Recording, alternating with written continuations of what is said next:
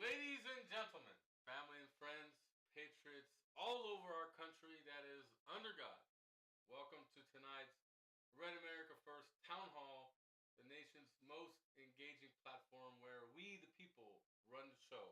Red for the blood of Christ, America First policies and candidates. I am your host, Ashley Weiss, and I'm totally pumped up tonight. Our uh, our podcast is called hashtag Town Hall by Red America First, where the spirit of our nation's founders meets the challenges of tomorrow. For 3 years, going on four, we stood as the beacon for unity and strength, draped in the symbolic red of our conviction, dedicated to America First policies and the Christian values that our nation was founded on. Here we gather not just to discuss, but to act, empowering our own community through education, engagement, and our relentless pursuit of truth. With our boots on the ground, tackling corruption head on, and our weekly town hall igniting the conversations that matter, we are at the forefront of a movement to ensure a free, prosperous, and vibrant future for all Americans. Join us as we blend heritage with vision, shaping a stronger, more unified America. And I'm your co host, Valerie Weiss.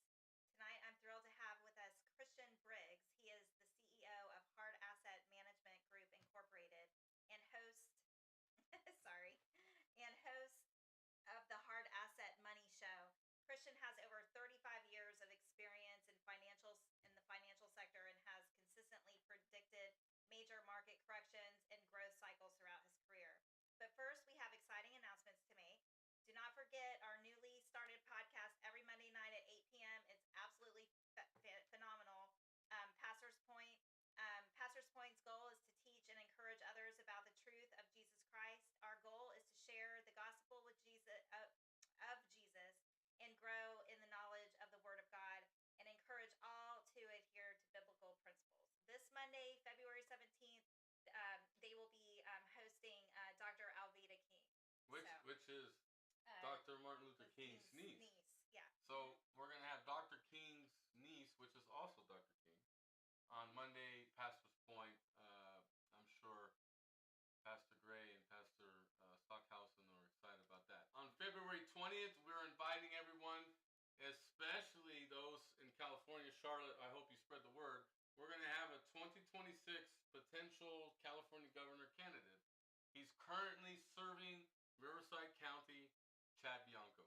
Next week, we're going to be discussing emerging threat of China and with a couple of guests. And remember, we meet every Thursday on Town Hall. RedAmericaFirst.com for the live link, those that are watching the live stream now. We also need some support and help from viewers and our donations, donators across the nation. We really rely on this help because we're very small and we want to start doing some lawsuits against some America Last things that are going on. So go to givesendgo.com/RedAmericaFirst/donate. And those that are watching the live stream, we continuously want more people to come on our panel. So tonight we got some new members, some from the East Coast. We got one in Maryland, and we got someone that's new in California. So thank you. We want to continue to grow our state leaders. So please go to RedAmericaFirst.com and sign up that you want to be a panel member. With that being said, we're going to start with prayer. I'm going to add Pastor Aaron Gray, Dr. Aaron Gray, up here to lead us into prayer. Thank you in advance, Pastor, and members, please bow your heads as he leads us into prayer. Thank you in advance. Let us pray. Heavenly Father, Lord God, we just thank you for this day. We thank you for all that we can, the very fact that we can come together and celebrate and commune with each other, Lord Jesus. And Lord, we come together here to try to do our best to move forward in this country, sharing your light, your love, your grace, your mercy upon all those who do not know it, who have not seen you, Father. Lord, we ask, Lord, that when we walk out of the houses we're in, the places we're at, and we walk around this great nation of ours, Lord, that we shine your light, Lord Jesus, in the dark places, that we share your love, your compassion with those who do not know it, with those who do not have you in their lives. That is our request. That is our desire, Lord. As we discuss the things that we are about here and things we want to see, Lord, we ask that you remind us that it's not about what we want. It's not about what we see, Lord, but it's about what you want, your desire, your plan. That is what our desire is. That is what our heart's will is, that your will be done here in this nation and on this planet and in our lives. So we ask you to continue to guide us, strengthen us, encourage us, Father. Lord, most of all, we ask you to empower us to step out into this world, to say, to speak your truth, the truth, to all those around us. In the holy and precious name of Jesus Christ, we say, Amen. Amen. Thank you so much for that, Pastor. Amazing way to get us started tonight. Valerie Wise, the co-founder of Red America First, will lead us with the Pledge of Allegiance. Thank you in advance. I pledge allegiance to the flag of the United States of America and to the republic for which it stands, one nation, under God, indivisible, with liberty and justice for all. Outstanding. Now we're going to call on Leslie Mahan. She's the Oklahoma State Director for Red America First, and she's going to lead us with the national anthem. Thank you in advance, Leslie. We miss you so much. Thank you. Thank you, Ashley and Valerie.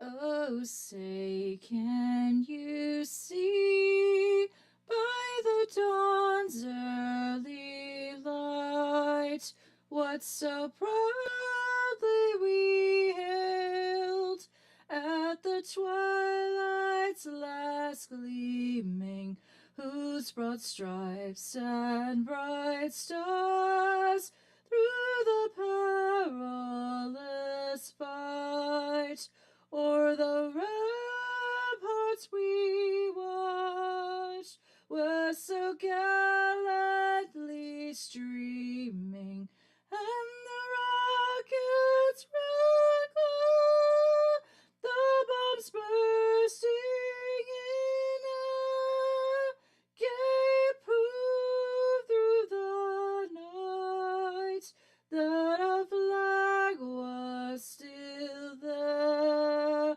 Oh, see, does that star-spangled banner yet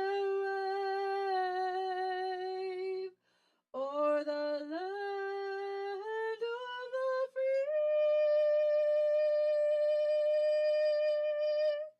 and the home of the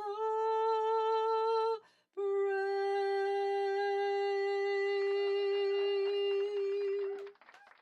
Well done, Leslie. As always, she nailed it tonight, and the microphone did a great job. Thank you so much for that tonight.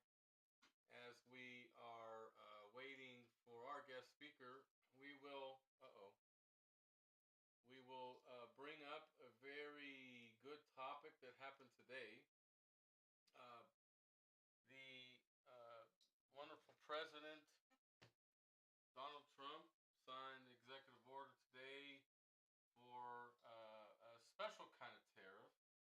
Okay, and let's see real fast if I can unmute Rosemarie because I think Mike's there now. And while we're waiting for this guest, and I'm constantly monitoring. Christian's supposed to be here any minute, and I'm gonna check to make sure it's not this iPhone person. So let me see. iPhone 267. Is this Christian Briggs? Let's see. iPhone. Is this Christian? Yeah, it's me. I've been on till the whole time. I just couldn't unmute it. Oh, okay. Well, Christian, hang on one second. Let me rename you from iPhone because I'm not a fan of iPhone to Christian Briggs. All right. And Mike, you're just gonna have to hang tight for a minute. All right. So now that we know Christian's on, what a beautiful way to start this interview with you, sir. Welcome to our podcast, #TownHall. I wanted to talk about the reciprocal tariffs that Trump just signed, an executive order, and how do you predict that this will affect American manufacturing, global trade, and ultimately the American economic recovery in the long run? Thank you so much for coming on Red America First Town Hall tonight. Oh, it's my pleasure. My pleasure. I was just back from DC this morning, and I was with everybody, some congressional leaders yesterday, both House and Senate members, and continue to talk through today. I'm going to tell you this. So the inflation numbers you saw today, the core and the PPI. So let's take that and look at that. That was almost double what was estimated, but the markets didn't react as unfavorable. Last Friday we had the CPI, which the market did take that a little bit as an aggressive number.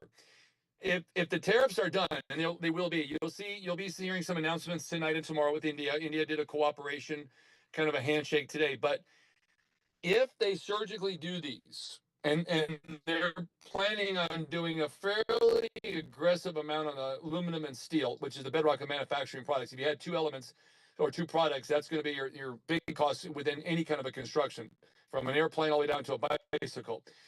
That's gonna put a little bit of pressure on housing, certainly in multifamily and single family, and then even Boeing is saying if aluminum prices are up 25%, they think about how much aluminum is used in an airline manufacturing, and especially commercial airlines. And so we're going to see a little bit of aggressive tariffs. Now I think China is going to get a little more retaliatory. They're going to be more aggressive because Xi Jinping has already told his party as the leader, and even though he has lifetime dictator rights, that doesn't mean anything because they'll find a way to get him out if they feel like he's weak.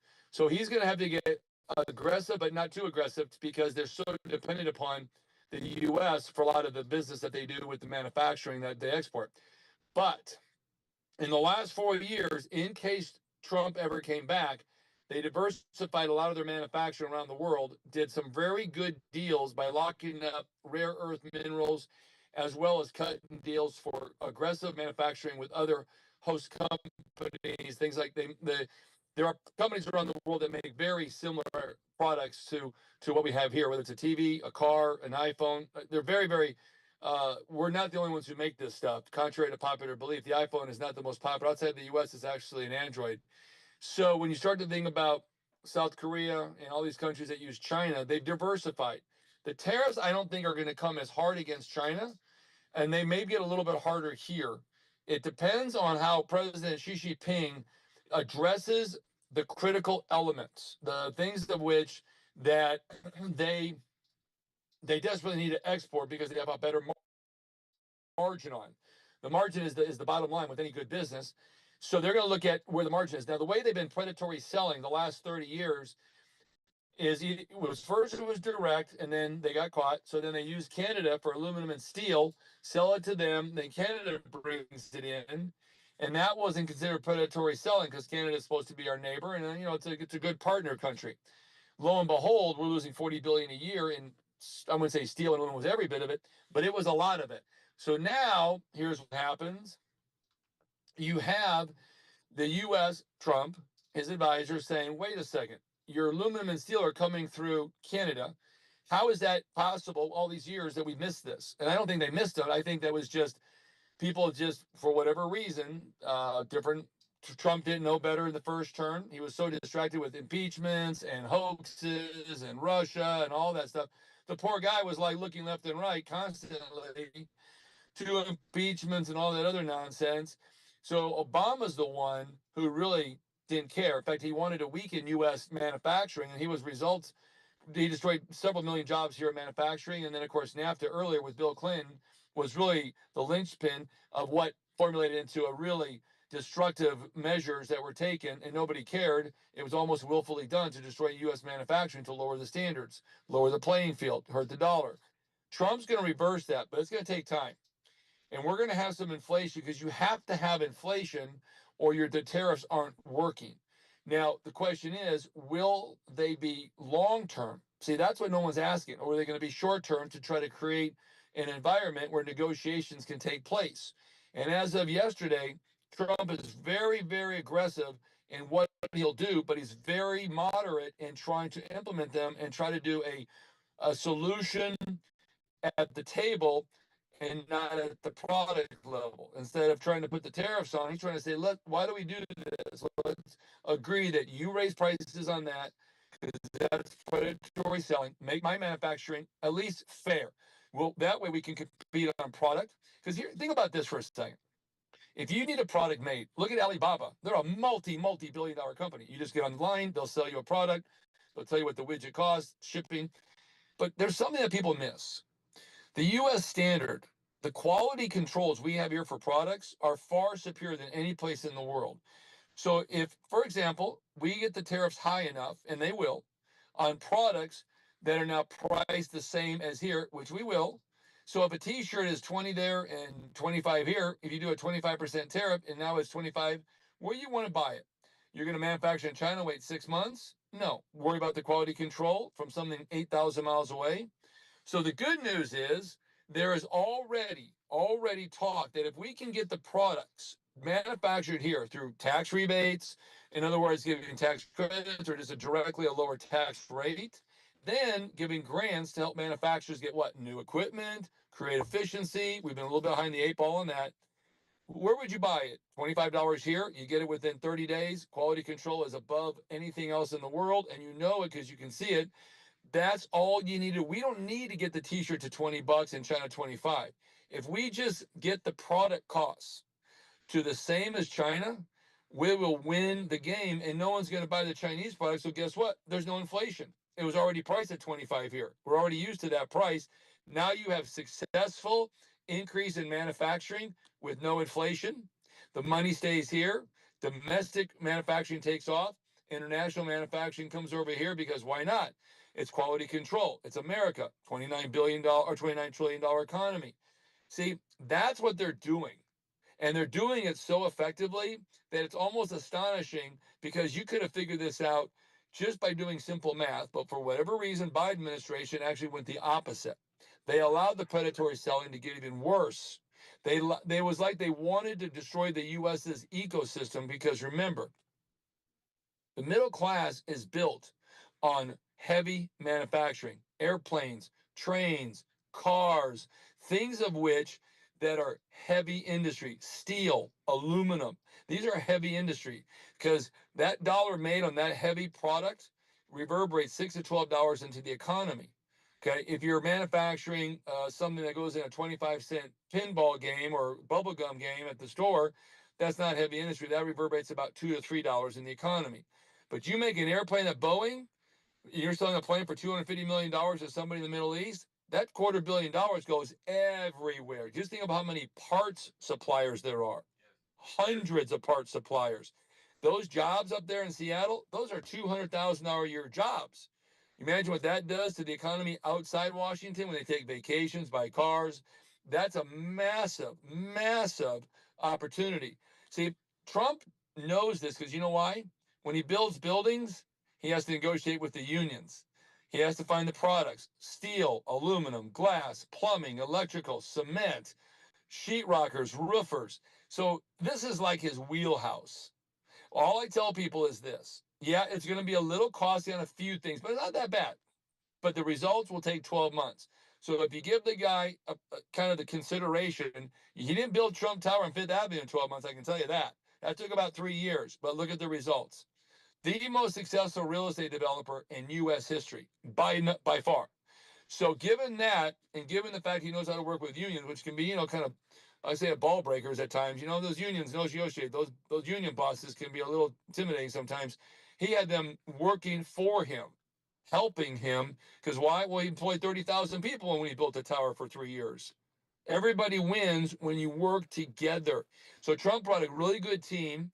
He's now negotiating. Look at the Prime Minister of India today and tonight. They shook hands. They cut a deal. $500 billion increase over 5 years. It's a win-win for everybody. So consideration made is consideration received. So I do believe that we're going to not only have rates will stay a little high, but they won't get too aggressive.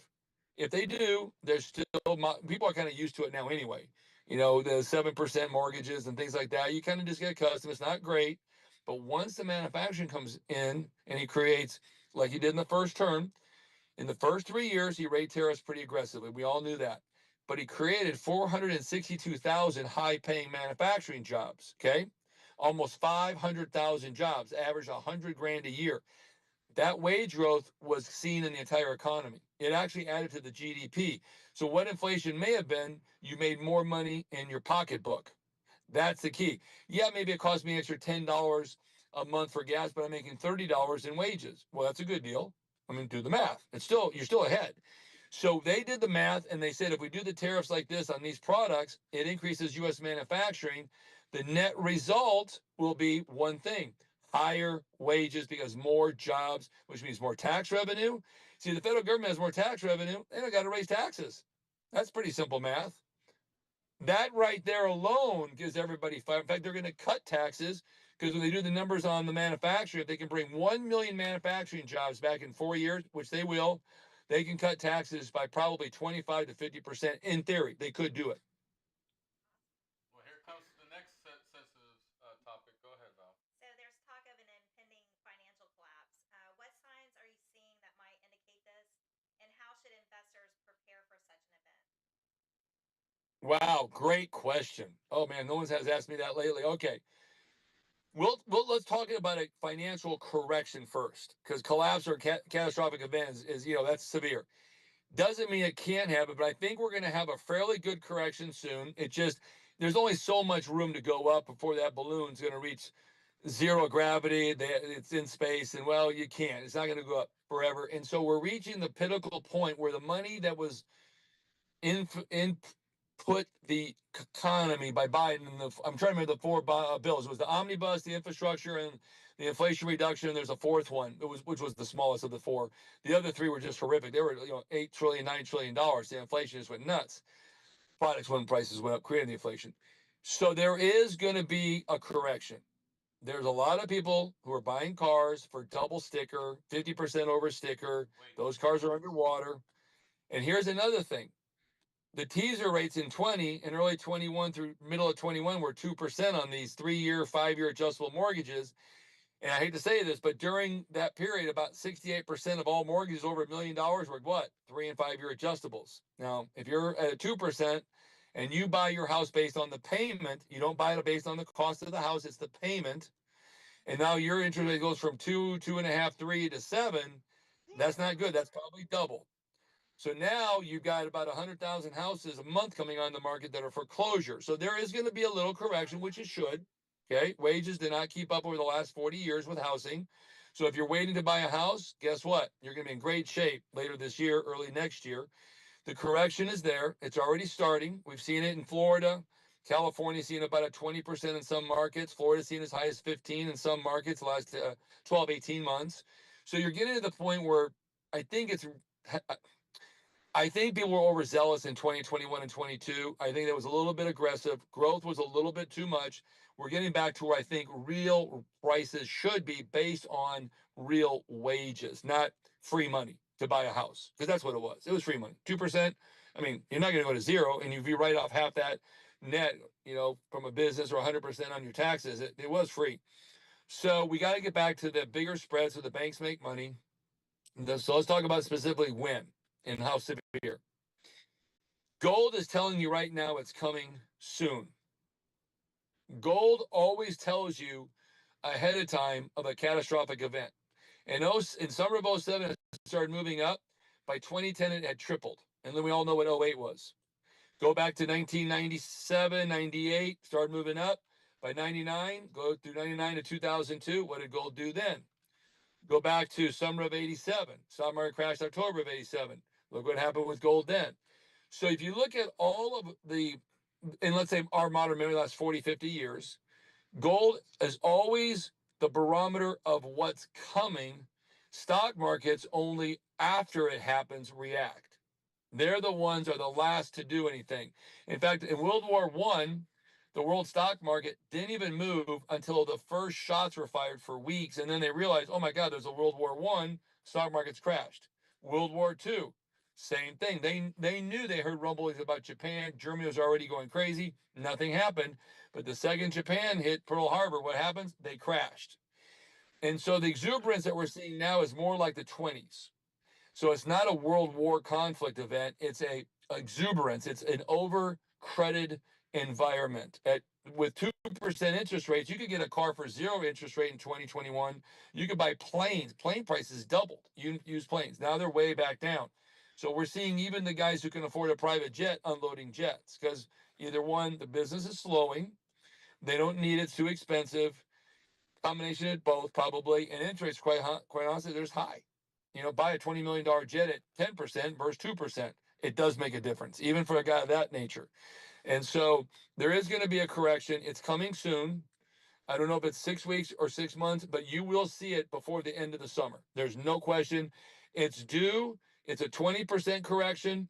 It's not going to be detrimental. Trump knows it's coming. They're preparing for it. Gold is telling you it's sooner than later, because we had an all-time high again today on gold, almost 3,000 an ounce. So when you start to see, remember, gold was 1,100 when Biden took office, 1,100 bucks. So his policies scared the market. The legitimate market got scared. The ones that are more conservative bought gold. They don't like the risk appetite of stocks or maybe real estate, more conservative funds, conservative hedge funds, what have you, or individuals for that matter. So gold was starting to move up on bad policy. Fear of the unknown, that could Biden really do a second term? You screw it up in the first term, you destroy it in the second term. That's usually what happens.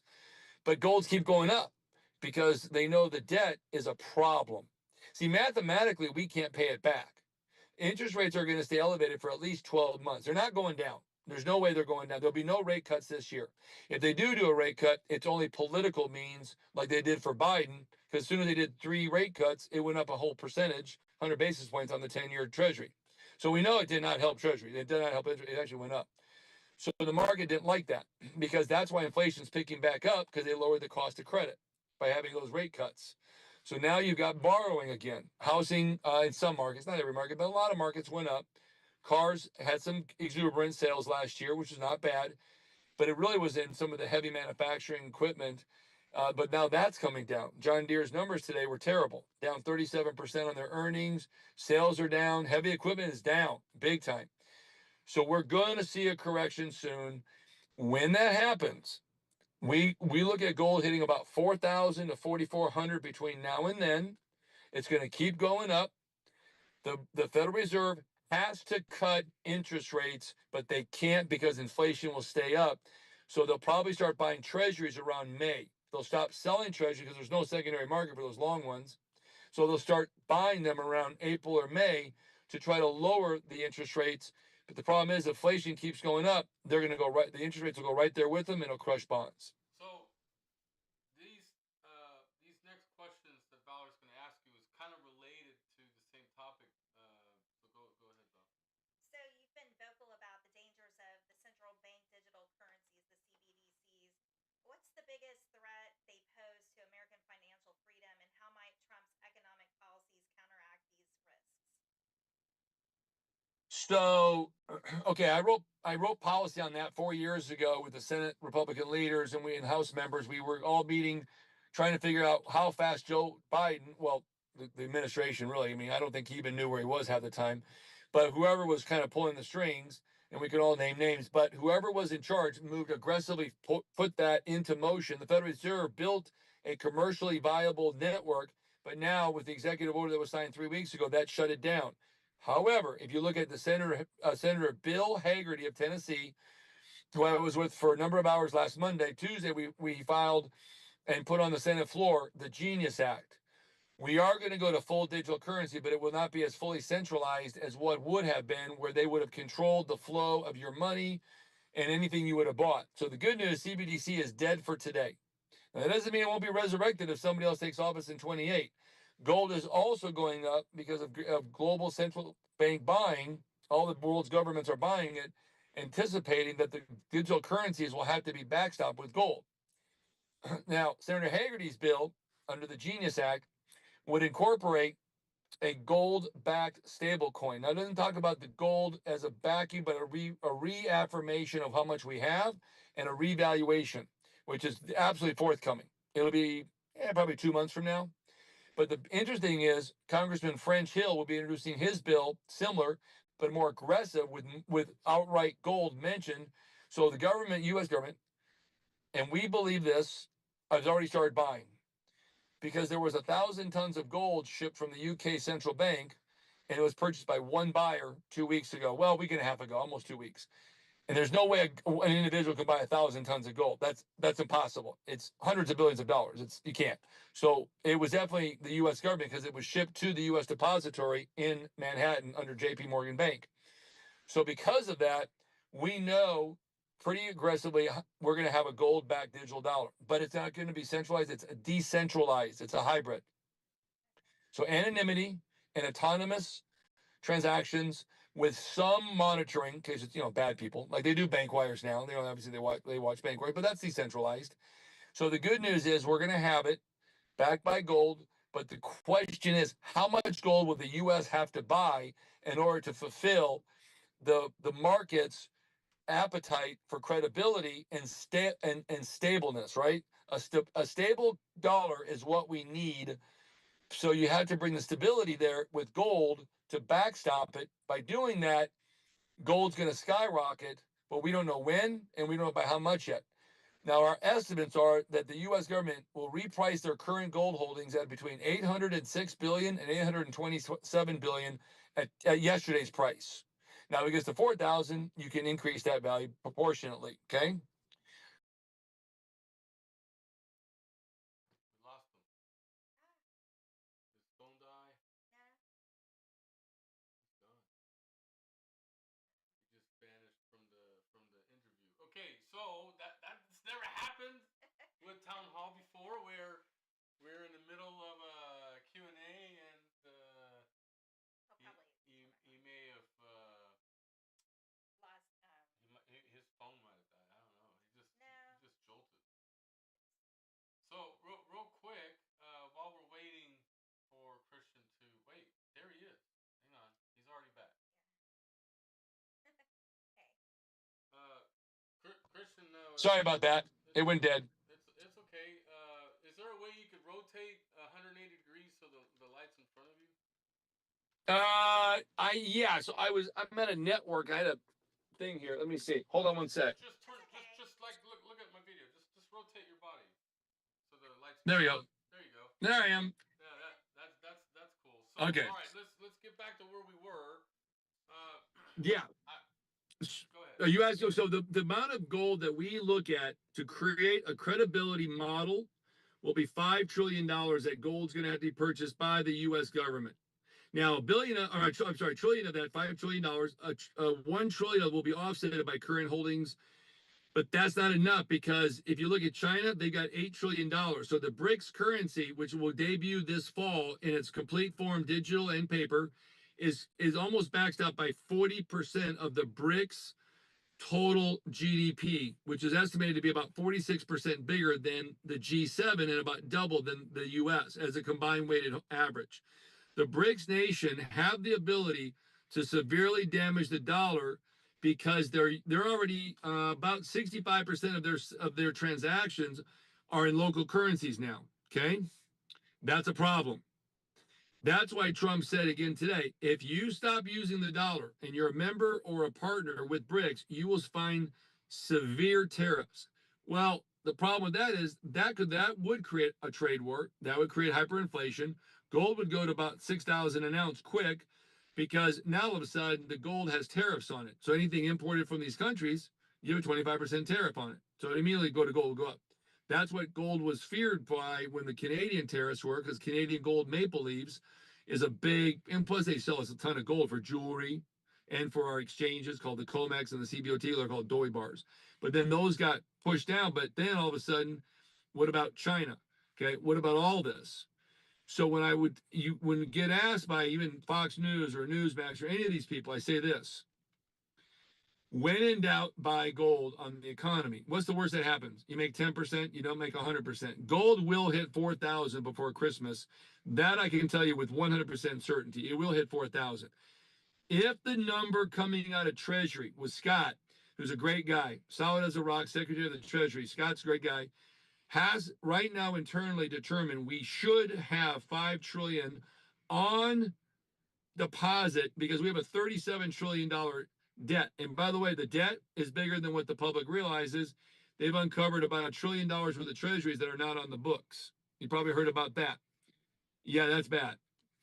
So we now have 37.6 trillion, and it's all being adjusted at old debt coming to new debt at an average of 2% to 4.5%. Now I'm a mathematician, so I can do this really simple without a calculator. If I had a loan for 100 grand at 2%, and the next day it's at 4.5%, I'm paying more interest. And if that extra interest exceeds my ability to pay, guess what? It's called default. Banks don't like that. So we have to cut government spending by at least $1 trillion in the next 12 months, or we're going to have issues paying debt. Again, we have 5 trillion in revenues on 37 trillion debt, and at 5% interest rates, now all of a sudden you're paying $2 trillion, $2.5 trillion per year because it exponentially grows every day. That's half of the entire United States revenues. So what are you going to cut? Medicare, Social Security, defense? Did you see Trump today say we might have to cut military spending by 50% today? So he's already realized you're going to see severe cuts in military. He won't touch Social Security, Medicare, Medicaid, food. None of those will be touched. In fact, he probably is going to increase them for adjust for inflation.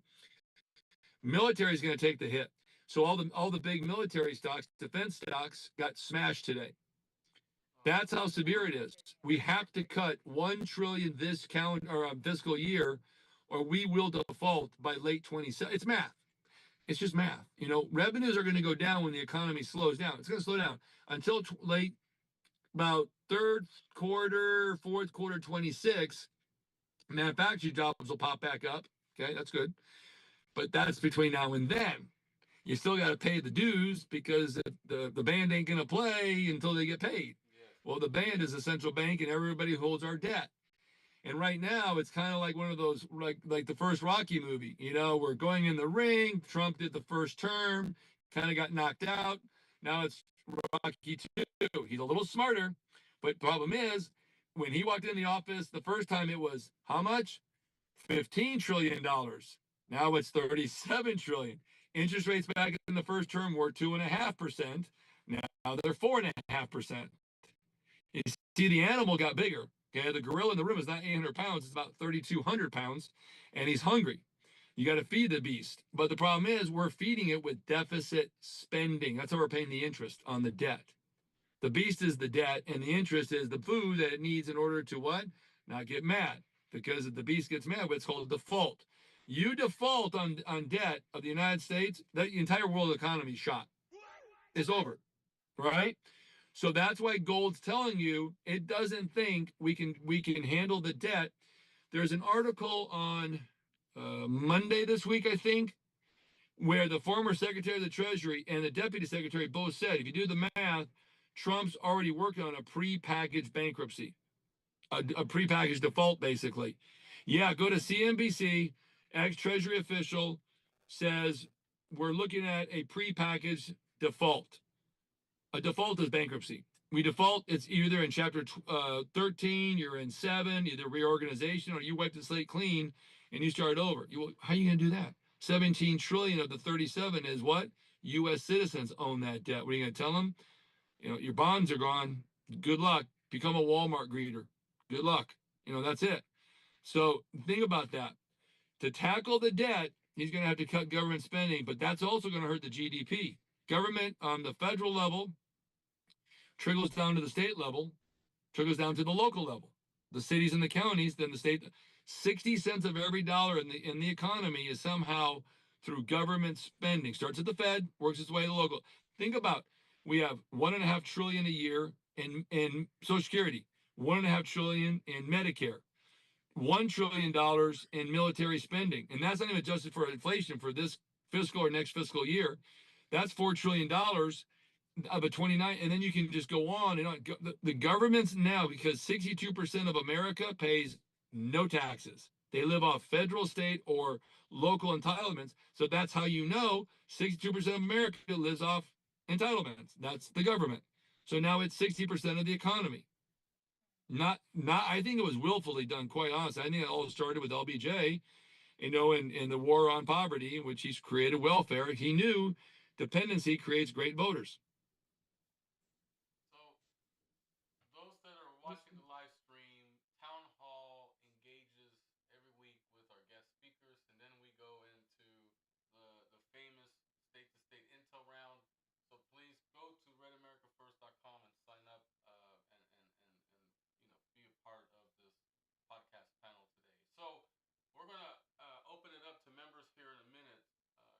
Okay. I wanted to ask you a couple questions first before we get into that. Um, do you want to first talk about the two-tiered financial system that you bring up a lot, or could we talk about cryptocurrencies or QFS or things like this? What Whatever makes you guys like. What's the most popular stuff right now in people's minds? people are people are curious about this quantum financial system? Is that even a real thing? Oh, sure. Quantum financial is that you do that. It's based on the derivative market, which is about a $60 trillion global market. So when you're doing quantum financial derivatives, you're using variables to create a theory that is as close to conclusive as you can. So, for example, if you look at the insurance industry, just in the US, it's a $6 trillion market. Nobody even knows what those derivatives are sometimes, or CBOs.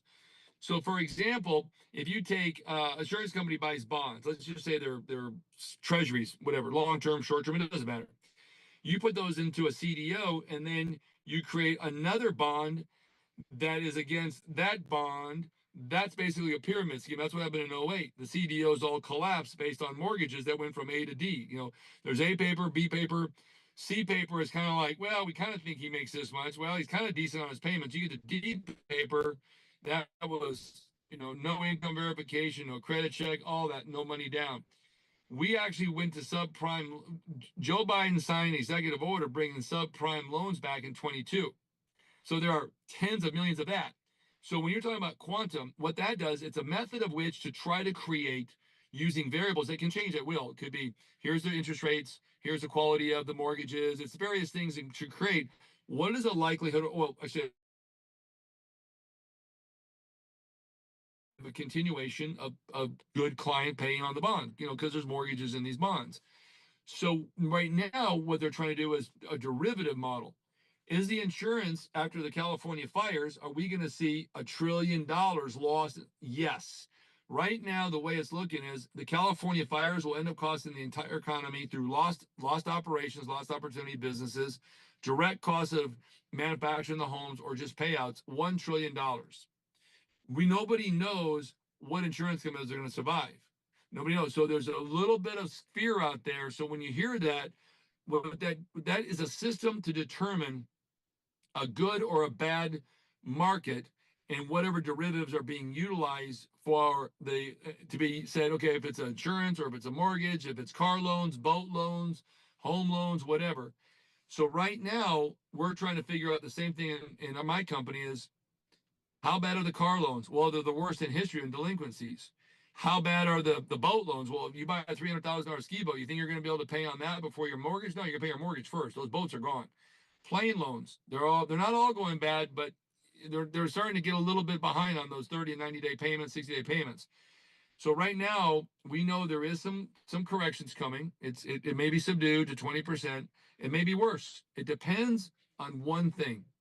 How aggressive would the BRICS nations go against us, specifically China? So if you look at BRICS, there's direct members and there's partners. And they're almost one and the same, but slightly different, not by much. So we got to figure out what will they do as we slow down to expedite our fall, right? It's like when kicking when they're down. The old saying is, when you're in a fight, make sure you can't get back up. China doesn't like us. They'll tell you, oh, we love you. Here's some free kung pao chicken or whatever. No, they'll probably lace it with poison. These people don't like us at all. Okay. Don't eat the chicken if she sends it, because God knows where that chicken's been. So the thing is, when you're talking about the economics, do not ever underestimate the cleverness of China. Very clever, predatory sellers, never tell the truth. So right now, the world is trying to figure out, when will the U.S. drop, by how much, and will the derivative markets of various types of derivatives be a casualty of basically the COVID, which was, oh no, it was a hoax. Perfect. So we're going to open this up to our members now to engage with you directly, Christian. We're going to start with Oklahoma chapter state leader Leslie Mahan. She opened up with the national anthem. I'm going to Nice. add her up here to spotlight. And Rosemarie, make sure you raise your hand. I need you on the list, you and Mike. And those new members like Dana in Maryland and Charlotte in California, you just gotta tap at the bottom of your screen,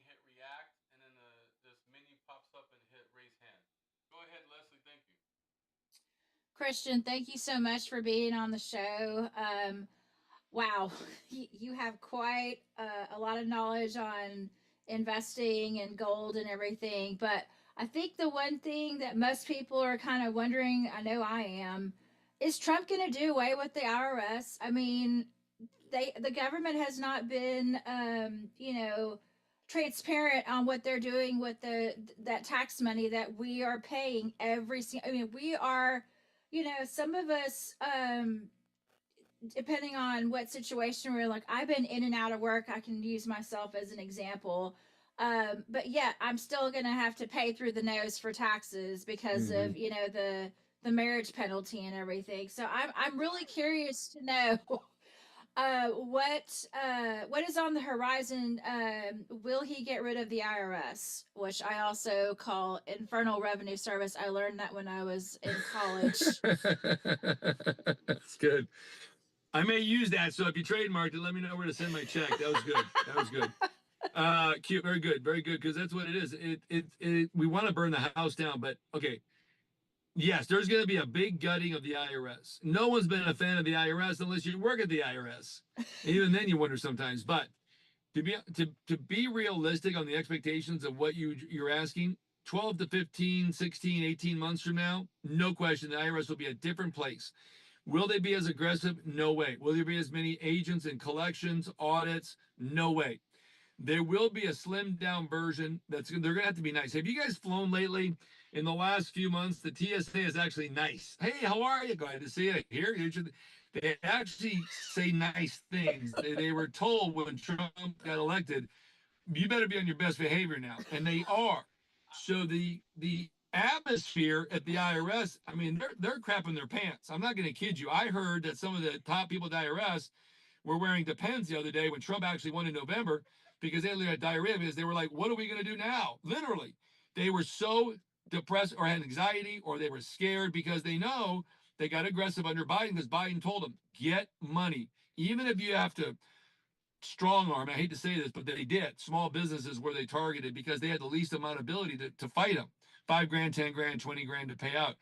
But I heard that some of the members, I say members or auditors or collection agents, whatever, even in some of the attorneys there that sue, they literally had to go to therapy when Trump won because they realized the days of this dictatorship agency, which is a rogue agency, make no mistake, it does not have to answer to anybody in Treasury. It's like it's its own little agency within Treasury, which it is in a sense, but it runs autonomously. Trump told them, y'all are gone. I'm checking emails, checking texts. I'm going to see who are the bad operators. You're out. We're going to get people in there that respect the taxpayer because guess what? The taxpayer pays your bills. Okay, the government, contrary to AOC's wisdom and understanding that goes far beyond mine, I don't know where she gets it. I don't know what bottle it comes from, but whatever it is, AOC said, well, we can just print more money and give everybody cash and that'll reduce inflation. Now, that was one of the best things I've ever heard her say because it validated the mentality of the majority of the Democratic Party. They're that dumb to think that you can literally strong arm the small businesses, take everything they make, and they're going to be like, thank you, may I have another? Remember that was from the movie called Animal House back in the day when the pledges were getting spanked on their butts. And when I was like, thank you, sir, may I have another? That's what they think we are. But you know what? I checked lately. I'm not real crazy about those kind of spankings. I never had them. I'm not ready to start today, but I don't think it's going to be for us. I'd rather have an IRS agent call and say, look, if you can't pay it, let's work something out. We're not going to put levies or interest or penalties. Let's work it out. That's the new IRS. Slim down, efficient, respectful. You will see substantially lower taxes. Probably that bill and the reconciliation bill will pass. There's still some wings to work out with the Republican caucus in the House. April-ish, maybe May, it will pass. Trump will strong arm the Republicans to pass the tax cut. It will pass. It will be effective this year. It may even be more cuts than expected. So we may have lower rates than we had last year. Do not be surprised for a 14% corporate tax rate. 14%. That's the goal. If you manufacture, it's for the manufacturers, right? For the manufacturing business. Anybody who manufactures, who increases their capital expenditures, get grants, they'll get deductions, further accelerated depreciation.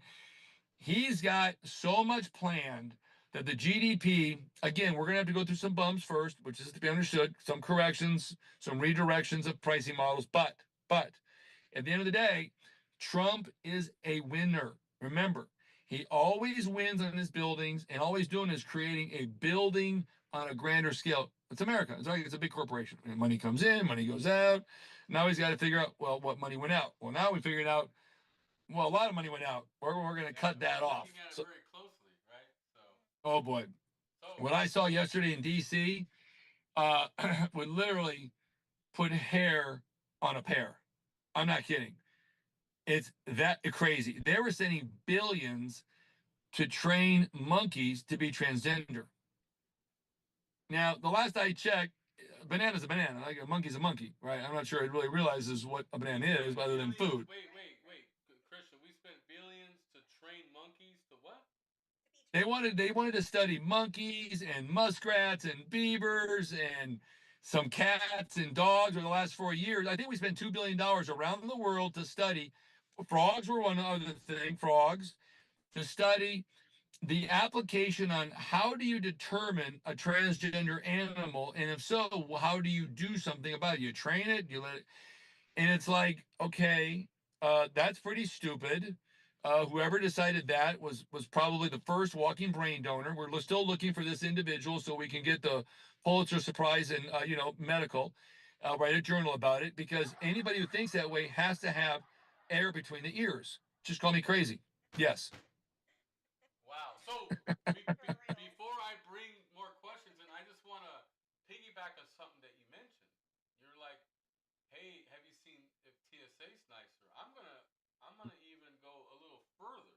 The airlines are being extremely nice, and I have actual proof today. I was 15 minutes from dropping my bag off, 15 minutes late, off of a really pain in the butt airline, and they didn't care. They checked my bag in, and I was okay. I was like, wow, if this happened 2 years ago, you guys told me my bag wouldn't be able to go with me. 100%. Trump told the airline specifically, I'm coming after you for being late. And the whole Spirit Air debacle, Frontier and Spirit, with the debacle with charging for the bags when they went in front of congressional leaders. Trump called and said, I dare you to charge again. I dare you. And called all the airlines and said, you will be on time or you will start giving consideration. Free airline tickets, credits back. You will not have them wait 5 hours on a plane sitting 6 feet from the gate. Oh, no. There's a new sheriff in town called customer service.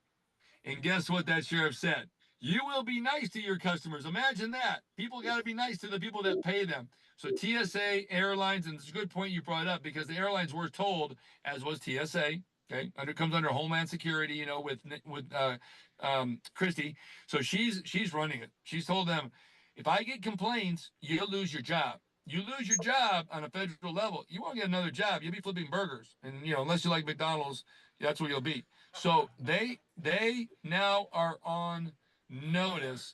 Christian, you are not only a smart financial guy, you're really funny too. I think you should be a comedian instead of a asset guy. I like them both. So we got a question now from a cold state, Rob, Ohio. Go ahead, and we got Mike and Rosemarie doing a duel together tonight. And then who's after? Raise your hands. Go ahead, Rob. Thank you.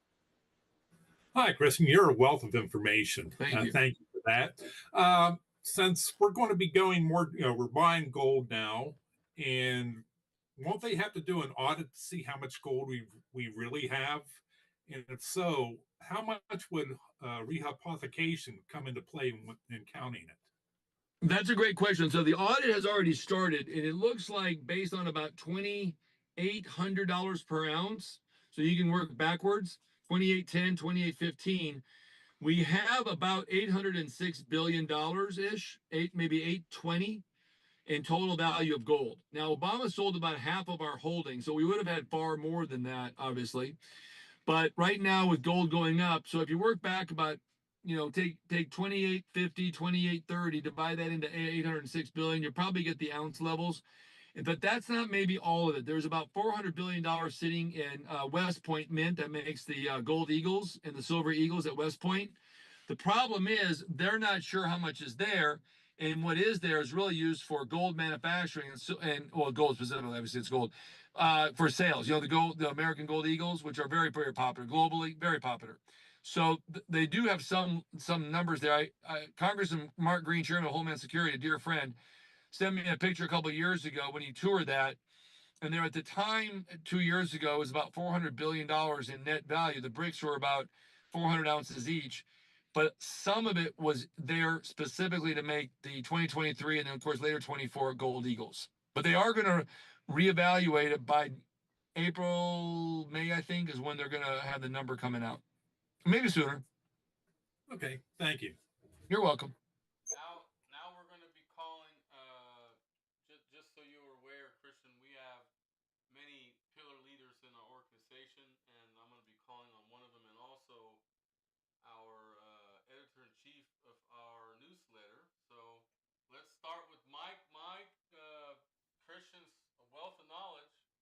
Go ahead and ask him, and then Rosemarie, you're on deck. Christian, I'm an IRS enrolled agent, and I can say you're right on the Inflation Reduction Act. They went after people a little more aggressively, looking for more money. No Yep. question about it. That absolutely happened. What people don't understand is when they sign the tax return and they tell the IRS that they owe them money, they lose certain legal rights. And the IRS is not going to stop charging them interest and penalizing them because it became the IRS's money as soon as they signed that return saying that. Right. That's true. You're right. You know, you're 100% right. Once you sign and you owe, they get, it's their money at that point. Right. Right. And people aren't aware of that, and they need to know that. So even though the IRS might negotiate, basically the taxpayer told the IRS that it's your money, not mine. You give them the right to seize your bank account, to lien your property, to garnish your wages, and to come after you very aggressively. Yeah, it's like by default. You don't want to underreport. You don't want to not file. So if you're honest, you're in the hole. Well, then you're in the hole even worse with penalties and interest. Correct. Yep. But you were spot on with the deduction. I mean, I was getting deals that I used to get done without a problem. All of a sudden, it wasn't happening. And I was told by one of my friends inside the IRS that it was because they got a memo after they signed the Inflation Reduction Act saying, we want you to collect more money from the taxpayer. Yep. Aggressively, too. Aggressively. Yeah, that's correct. And yep. Small businesses were targeted first because the 5 and 10 grand they can scoop pretty quick. Yeah. Yeah, because if you're making 10 million a year, you can hire lawyers and accountants to fight it, and they know that. They don't like fights, and they don't want court cases. They don't want because they don't want case law. They don't want any law or a ruling that would go against the IRS that could be used as leverage in future tax cases, especially for the biggest guys. Yep. And that's why 90% of the cases are settled in appeals. That 100%. Oh yeah, oh yeah. You betcha. I've read many transcripts, court transcripts, and all the different things that are public about how the IRS operates. And really this thing about, if you're making over 400,000, you're the only one that'll pay the taxes. That's not true. You make any money as a small business, they target you on the corporate side, and they'll hit you on the personal side if you make over 400 grand. But the corporate money is the big money, because of the 34 million small businesses in America, which is defined as 500 employees or less, that's 99% of the GDP. Go to the Chamber of Commerce and on the website of the Federal Chamber of Commerce, 99% of the economics of the United States is small businesses.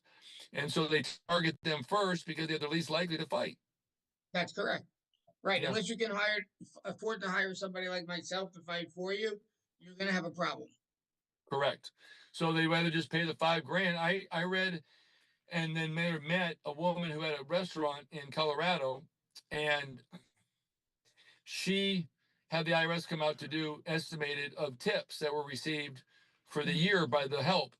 When they actually showed the receipts of every tip paid, and they even provide bank accounts of all the servers, the IRS said, well, you're still cheating. We're going to levy a 25% tip percentage on all wages, even though that wasn't accurate, because this restaurant couldn't afford to fight the extra $12,000 they had to pay in taxes.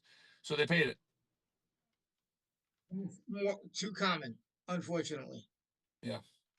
Yeah. Very. I mean, And it's widespread. But Trump has been told Scott, who's the Secretary who will work with the IRS commissioner and stuff, it's a new sheriff. We're doing things differently here. It's going to take a little while. There'll be some pushback. There's a lot of loyalty, and a lot of the agents there are socialists anyway. They don't like the people making this kind of money. They look at the returns, even though they say they don't. They do, and they say all of that kind of stuff. But at the end of the day, there'll be pushback, but there'll be some that go with the new program. But there will be some gutting. The budgets will be cut. The 87,000 will either reassigned or fired or just whatever eliminated. But yeah, there'll be some changes, but you won't see it tomorrow or next week. It's going to take months for that change to be reflective in the process or the customer service. Because you know this, you call customer service, there's no liability the IRS gives for giving a wrong question. It's so complex. So what is it, 73,000 pages now, give or take, in the IRS code? It's 3 times the size of the Bible. It's ridiculous. Yeah, I mean, we've got CPAs that work for me. They don't even understand sometimes, who's who in the zoo on the tax returns. Now they're using best methods to try to be compliant because it was changing so much under Biden. But even that, there was a lot. Look at this. Look at the Corporate Transparency Act. That's a mess. Small businesses can't do that. Absolutely. And now the $600 for your Cash App that they've been postponing until now it's out for 2026. So that was part of the Inflation Reduction Act. That's going to give Right. 55 million taxpayers 1099 and going to cause so much chaos. That's why they needed 80,000 agents. Yep. Was to enforce that, and that needs to be stopped. If that's not stopped, it's going to be out of control. How many people are going to have IRS issues? Yeah. I'm going to have to go because I've got to be on Newsmax in 7 minutes. I got to be on Newsmax. But I really appreciate being on here. And, you can always look us up. I'm on Twitter. It's BMC_HAM. You can follow me at BMC_HAM. I come out with 2 or 3 times a week with some pretty powerful economic news. I usually predate the markets by about 7 days. The news follows me. When I can release stuff out of DC in advance just to get the markets prepped. But I really appreciate being on this. Can we get you to come back in the future? He muted by accident. You're muted, Christian. Yeah, you just let me know when, and I'll be happy to come back. We'll talk more about crypto. The crypto is what's going to make everybody a little scared. XRP real quick. XRP, I believe XRP will be one of the stable coins chosen. I think it's very probable that it may even be the lead. Ripple is obviously getting a lot of really good press on its transaction capabilities. I know the CEO. It's a good product. It's a good platform. There's others. But remember, sometimes you need more than one. I would be not surprised if Trump selects 4 cryptos. Wow. Well, thank you so much for coming. Have fun in Newsmax. We'll see you soon. Thank you. All right.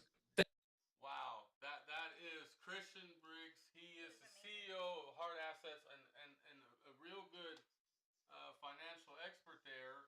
Real quick, I'm going to call on a couple people to get some reaction. Obviously, it was a good interview. A very good friend of Valerie and I's. I've known him for, over a decade now, and he kind of got me into politics way back in the day. So, Dana, first and foremost, thank you for coming on tonight. What did you think about the interaction with Christian Briggs tonight? Go ahead, thank you. I actually enjoyed it. Can you hear me? Yes, we can hear you, yes. Yeah. First of all, I really have enjoyed having friendship with you over all these years. Well, you're the only Your guy wife we needs invited to Trump's inauguration in 2017, Dana. So don't yes, and you stayed at my home, and I truly enjoyed having you with me. Today, we are on the brink of the golden age of America. And you all know this as well as I do. So thank you for what you're doing. And if there's something I can do to help you, let me know. Okay, well, right now, hang tight because we're going to go to state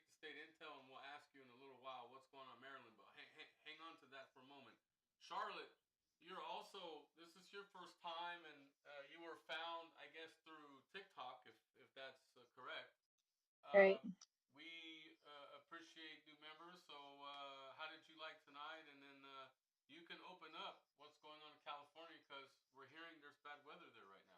Thank you for coming on, Charlotte. Yeah, a lot of rain. It's been raining nonstop. I'm in Northern California, so Central Valley. I'm about 5 hours north of LA and 2 hours south of Sacramento, or an hour south of Sacramento. So I'm smack dab in the middle of the state. It's beautiful there. Lots of rain, lots of mudslides happening in Southern California. And it's going to be dry tomorrow and then dry for a few days and then more rain coming in. But we'll welcome the rain here right now. Yeah, for sure. California Everything always should welcome the rain. way down here in the state. But yeah, I enjoyed it. I wanted to ask him a couple of questions in regards to China and the tariffs and a possible TikTok deal, because Trump has mentioned that one or two times that he's going to try to use tariffs to strike a deal with China for TikTok. But didn't get to that. And then I was also curious about if Elon Musk was actually going to audit the Federal Reserve itself, because it is a federal entity, and what that might look like. That would be a real eye opener. The Right. Federal Reserve being Itself, because it is a federal entity. So I'm just wondering if it's going to be audited itself. So, which I hope it was is. really interesting. Oh, wow. Well, thank you, Charlotte, and hang tight. We're gonna go around the room here.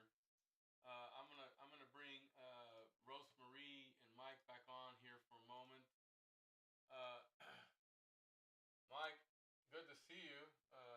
So Likewise. what did you think about tonight? And I mean, I heard you commenting on him. He's spot on. He's spot on. I mean, Valerie and I, make no mistake, and you know this, right? We try hard to bring good talent for Yeah. guest speakers here, and we work endlessly to do that. So it sounds like you like what he had to say. Listen, I know from talking to people inside the IRS that what he said was very accurate.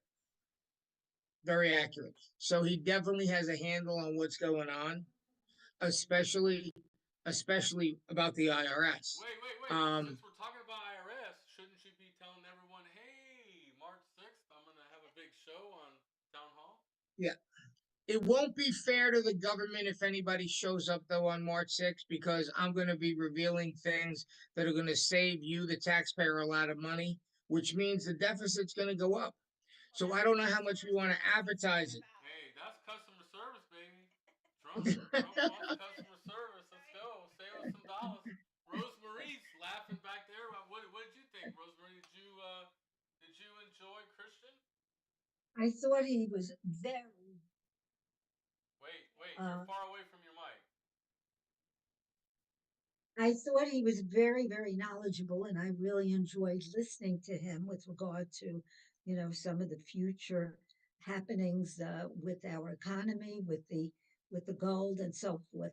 But I would have liked to ask him a little more about the real estate market, since the real estate market is tied into the interest rates and so forth, and what he, thinks is going to happen. And I'm sure Valerie would like to know too. And Oh, her, all of us would, right? Because Yeah. it's a very important pillar in our country. Well, the interest yes, rates so kind of killed it. I mean, it's so slow. Trump promised they're going to come down. So. yeah, I hope so, because they're still pretty high, even though they came down last year, but still they're pretty high. So, and the housing market is suffering from it. And with regard to, expenditures and everything, will there be more foreclosures? What is the prediction on that? Right. Well, any Florida data you guys want to share, Mike, or a topic that you want to bring up for the intel round that's maybe concerning or a good discovery or something like this? Well, I'm going to tell you something. The IRS special agents, those are the guys with the guns and the badges. Yeah. Looks like Trump is going to be sending them to the border. They are not happy. Yeah, I heard that too. I did hear that. I heard that. If you are a federal agent, like I was, a criminal investigator for the IRS, you can get assigned to other agencies. Like I was detailed to the FBI after 9/11. I was on the Joint Terrorism Task Force. I got assigned to the Secret Service for protection details during the UN. It looks like he's going to use that power and authority to assign these guys to be Border Patrol agents on probably 90-day details where they'll have to go down and, it can't be more than 90 days. Otherwise, then they have to pay moving expenses and everything else. But I think they'll rotate them in and out. And so you're going to see a real presence at the border. And it's not going to be so much of a presence of the IRS knocking down your door to get in and come arrest you, because they're going to be too busy with the illegal migrants. Wow. Well, thank you for that, Mike. Any more data before we transition? We're going to try to go to another state here. You guys good? Okay. Ron, Nevada, we're going to try to bring you up here. What's going on in Nevada? And then Holly, Sandra, also get ready. And then Sabina, Texas, we want to get your kind of idea of what you thought of Christian's financial skill that he gave us. Ron, turn your camera back on. And then we'll go to Hawaii. I can't do that. With Migeso and Susan and others that are in Hawaii. Ron, so what do you want to bring tonight? Go ahead. All right. I can give you a rundown of what's going on in Nevada. I made pictures of what's going on, and that's why I can't have my camera on, because I'm running through the pictures here. And Nevada Governor Joe Lombardo submits resolution for federal land to build houses. This is a new thing that's starting up, is that not only Nevada, but Utah and other states are trying to acquire federal land. And the reason in Nevada is they want to expand from the big cities because housing is needed. Okay. Reno, the prices have gone through the roof, because they have Elon Musk's manufacturing out there, and Amazon just came to Fallon. So they need all these houses, but there's no room. So they're trying to get federal land. That's one thing's happening. More than 130,000 Nevadans going to see homeowners and rental insurance rates increase here in Nevada. Nevada U.S. Senator Jackie Rosen helps introduce Rights to Conception Act. She's the Democratic senator. Yeah, they want to do more abortions, I guess, ACLU of Nevada launches Know Your Rights webpage on immigration, and they're trying to help out invaders. And I think that words matter. They're not immigrants; they're invaders. Just like it's not a clip; it's a magazine. It makes a difference. Anyhow, watch out, Nevada! Highly contagious virus hitting hard. Lake Mead water levels drop again as snow drought takes over western U.S. Study finds single adults need to make over $100,000 a year to live comfortably in Nevada. Let that sink in. Extreme drought lingers in Las Vegas, even with light rain. Well, they're in the desert. Nevada bill proposes $80 million annual boost in film tax credits. And bill would create framework to regulate artificial intelligence in Nevada. And Trump likely won't be able to change Nevada's federal judiciary makeup. Cortez Masto and Rosen urged Trump to exempt firefighters from federal hiring freeze. Those are two Democrats there. And, I can understand that. Man killed by police inside Reno Veterans Hospital today.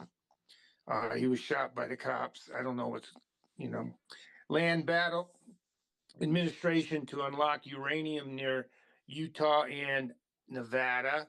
Nonprofit claims Nevada lithium mine violates indigenous rights. That's an ongoing fight. Wow. And There's more. Nevada Governor Lombardo calls for legislative support to request release of federal lands. Okay. No mass deportations expected for Las Vegas hotel casino employees, which are mostly all invaders. California refinery issues drive up Nevada gas prices. Um, oh yeah, little known hidden gas in Utah and Nevada causes lung cancer. It's called radon, and it comes from the rocks and yeah. So Nevada lawmakers to introduce bills to create psychedelic assisted therapy pilot program, and Republican Amity wants a bill to gut the Antiquities Act because it's being used.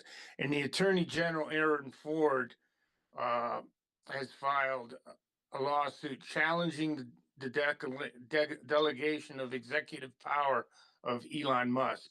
He's the Attorney General of Nevada, and he is a rabid, woke individual. Anyhow, that's the update for Nevada. Wow, that is a nice update. Now turn your camera back on. Are you warming up? And you still got your stove on? What's going on, Ron? Oh yeah, stove's on. It's 32. Had some snow today.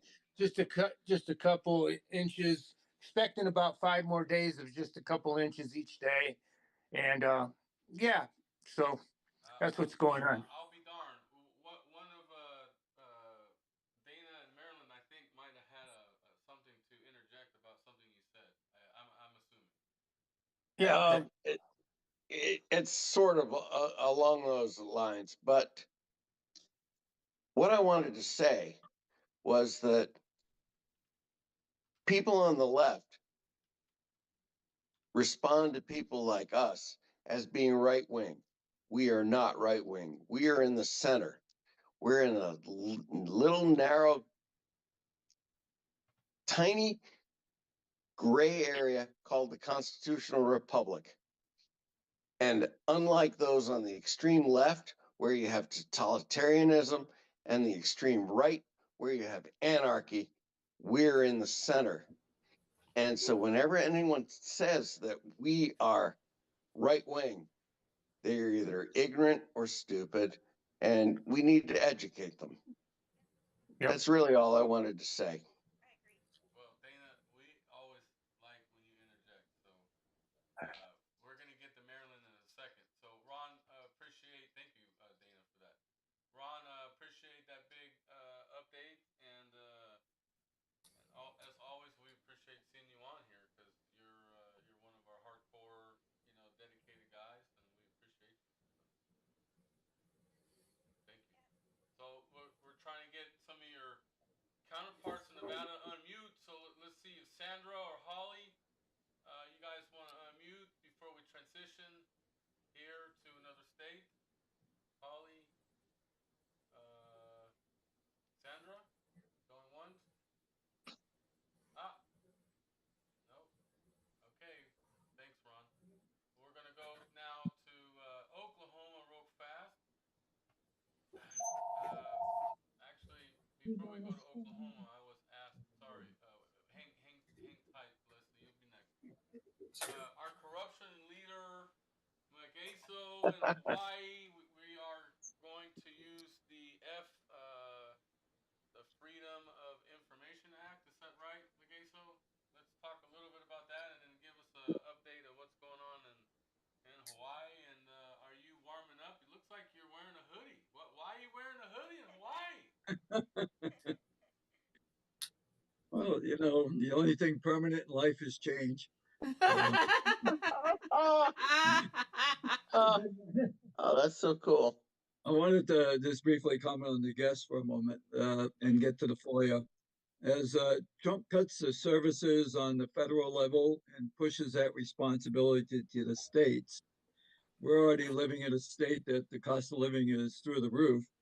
The states are now going to lose their gravy train that they get from the government, either through USAID or other agencies. And I'm guessing that at least our governor of death, Governor Josh Green, would increase our taxes and other things in Hawaii to cover those losses. So this is a time for the people, the non-bureaucrats, to get more involved in government. So it's time for us in our state, which we've watched Judicial Watch and other people go through FOIAs. We need to do Freedom of Information Acts on all the government agencies within our state and counties to see where the money is going.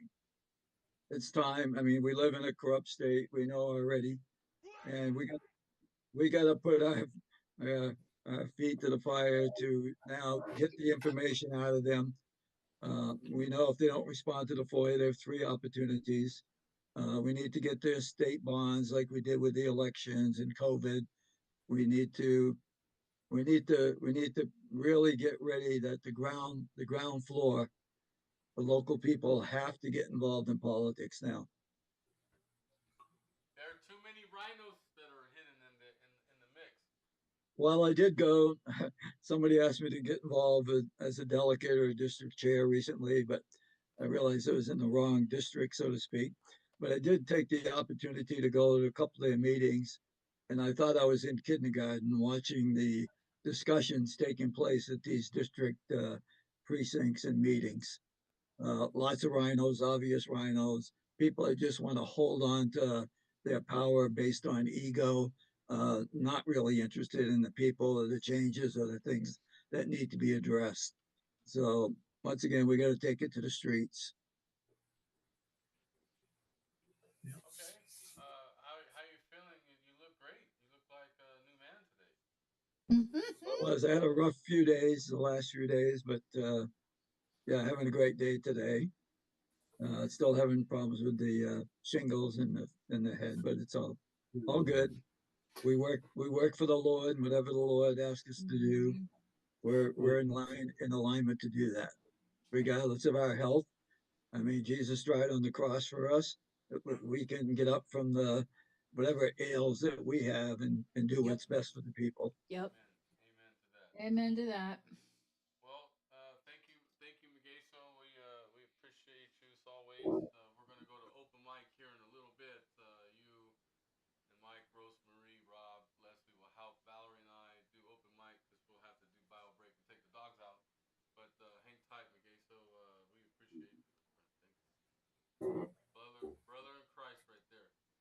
Leslie. So first of all, Valerie and I were, getting a little worried about you because you've been slaving. But you're back in the saddle. We missed you a lot. But how did you like tonight? It was awesome. I really liked him, and yeah, he could totally be on a comedy stage. He was funny. I've never had a guest do that. Serious, and it's like it was cool. He had some pretty good. It was. They were Yeah. pretty good jabs. He was good. Yep. I like the fact that he had, a lot of knowledge, not just about investing in money, but about gold and, things that are coming on the horizon under Trump. It's exciting time. I mean, it's the golden age. They keep calling it the golden age. So, everybody bought XRP, right? We are going to start getting a crypto XRP guy on here. We're working on that. Valerie and I have been following that coin before it hit a penny. And it's sitting real nicely, and we believe that it's going to be one of those coins that will outlast everything else. But what's going on in Oklahoma? You've been pretty busy. Yeah. Going in too much details, but you saw how Ron did it. He kind of laid it out. He did it in less than a minute and 20 seconds. So, Ashley, it's really interesting you bring that up. So we just had the election for my candidate, and our political consultant is actually on the show tonight, Nabila. So y'all get to hear from her. She is on. With the right suffix here at the end. So, first of all, just recently, this morning, I actually just caught our governor Stitt, who is a rhino. I mean, everybody knows that. He was talking about how he used his power to remove 3 board members from the State Board of Education at the state level under Ryan Walters. And if y'all know who Ryan Walters is, he has been shaking things up in our state with in a good way with Bibles. I mean, and the left is going nuts over it. I mean, we saw it with the school board race too that I was involved with. So yeah, and Nabila actually also goes. I'll call her next. Yeah, she goes to the Capitol on a daily basis, so she has more boots on the ground than I do. But I find it kind of interesting that they did that on the same day of the elections, and they replaced those 3 board members with people that will worship the ground that they walk on. So yeah. Anyways, let's see, what else can I tell you? We have in Edmond, close to where I live, there's a school board race starting up there in one of the wards. Oklahoma City Public Schools is a little different than Edmond because Oklahoma City Public Schools is bigger. So the race that I was, the candidate I was helping was running for the board chair, which basically oversees all 7 districts in the Oklahoma City Public Schools district. In Edmond, it's you got the superintendent that's at the top, and then the board members for each of the different wards, just like city council. So all that to say, if y'all want to get involved in anybody that wants to get involved in politics, starting at the local level is like the first step.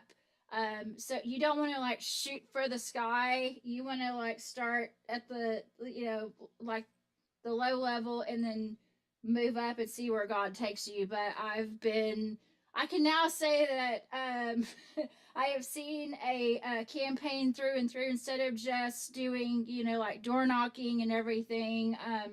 The candidate actually called me her brain. So like, it was like every single time we were talking, she was looking for something. I immediately kind of like knew what it was. And I'm like, okay, are you looking for this? Are you looking? So I was like a campaign manager, but yeah. So, and then Nabila actually came on 3 weeks before the election. So I'll let her tell you her story. But we were very blessed to have her and her business partner Ben help us out. Well, thank you, Leslie, for connecting us with Nabila. I'm gonna go ahead and call on her now. Let me do that. Uh, Good evening to you. I'm glad to virtually meet you now. I'm excited to do some future work with you for sure. We just curious how you like tonight's interview and our forum, how we operate. Yeah, I thought tonight's speaker was awesome. I wish we had a little bit more time with him. I think the crypto stuff was super interesting. I would like to learn more about that. I know there's some lobbying for crypto up at the Capitol right now, just to make it easier for miners to come to Oklahoma. And so I'd be interested in just hearing more about that for sure. But what I do is I lobby at the Capitol, and session in Oklahoma is only from February to May. And so for the rest of the time, I do campaigns, both locally, internationally, just kind of all over the place. But I had the good fortune to work on this campaign and meet Leslie there. And so that's super exciting. That I made that connection, and that was definitely a God thing. So, Yes. Amen. Will you be in DC March 10th through the 14th? I think session is out. I could maybe catch the tail end of it. Well, Valerie and I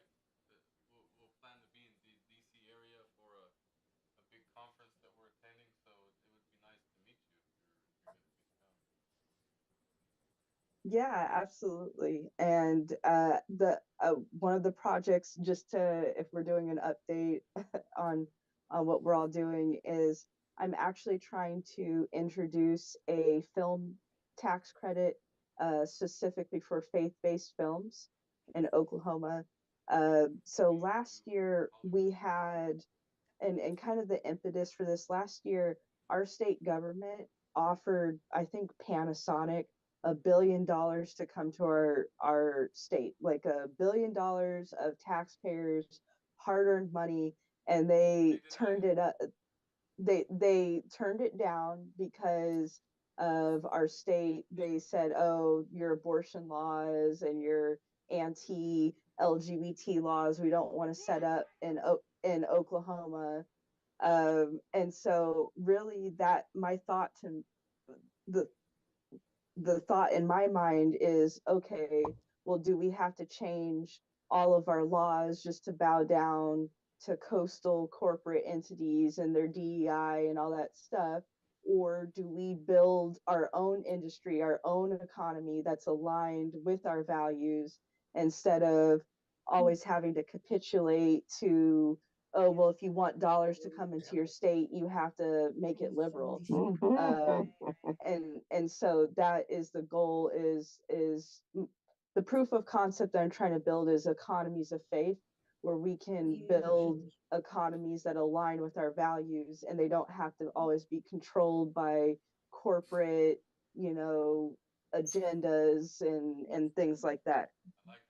So that's what I'm working on right now. I'm also working on a tax relief credit to get more of the tax credit back to middle class and working class families. So those are my major projects. Thank you. What's the number one topic everyone was talking about in DC this week? You're still in DC, right? I'm back in Oklahoma now. Okay, okay, okay. Well, can we get you to be on as much as you can every week, if you can? Absolutely. Oh, awesome. Good to hear. Well, welcome to the family. And Valerie and I do want to discuss with you and is Ben the right name? Yes, that's my business Okay, partner. yeah. We would like to discuss further how we could work together. I'm sure, as you know, we're going to promote political people that help consult like yourself, and we have others that are already connected with us now. But the more the merrier, and we need to divide and conquer and work together. So thank you so much. This is Yeah, really a and fight against good versus evil at the end of the day. what we really need to do is to build the political network of grassroots, because otherwise you're going to keep having the rhino problem. So you have to get organized, you have to collect the campaign resources ahead of time, and form that network, because they have their networks. That's how they stay and maintain in powers, because they have their networks, and we have to build our own counter network on the grassroots level. Thank you for that, Nebula. Thank you so much. So, Dana, you wanted to chime in on something she said. Go ahead. I love this part of the conversation. I am a funder of the TV series The Chosen, and I am actually a background actor in it. I was in the last episode of season 3 for the feeding of the 5,000, and I'm going to be in the end of the second episode, and maybe or the beginning of the third episode of season 5, which is going to be coming out very soon. And my wife and I couldn't believe our dumb luck, because we're in the scene where Jesus overturns all the tables of the moneylenders. Well, So I'm excited to see that, Dana. That's cool. Thank you for sharing. so see The Chosen. It's totally free, because people like me have already paid for it, so that people all around the world can see it for free, as long as they have internet access. Sure, sure.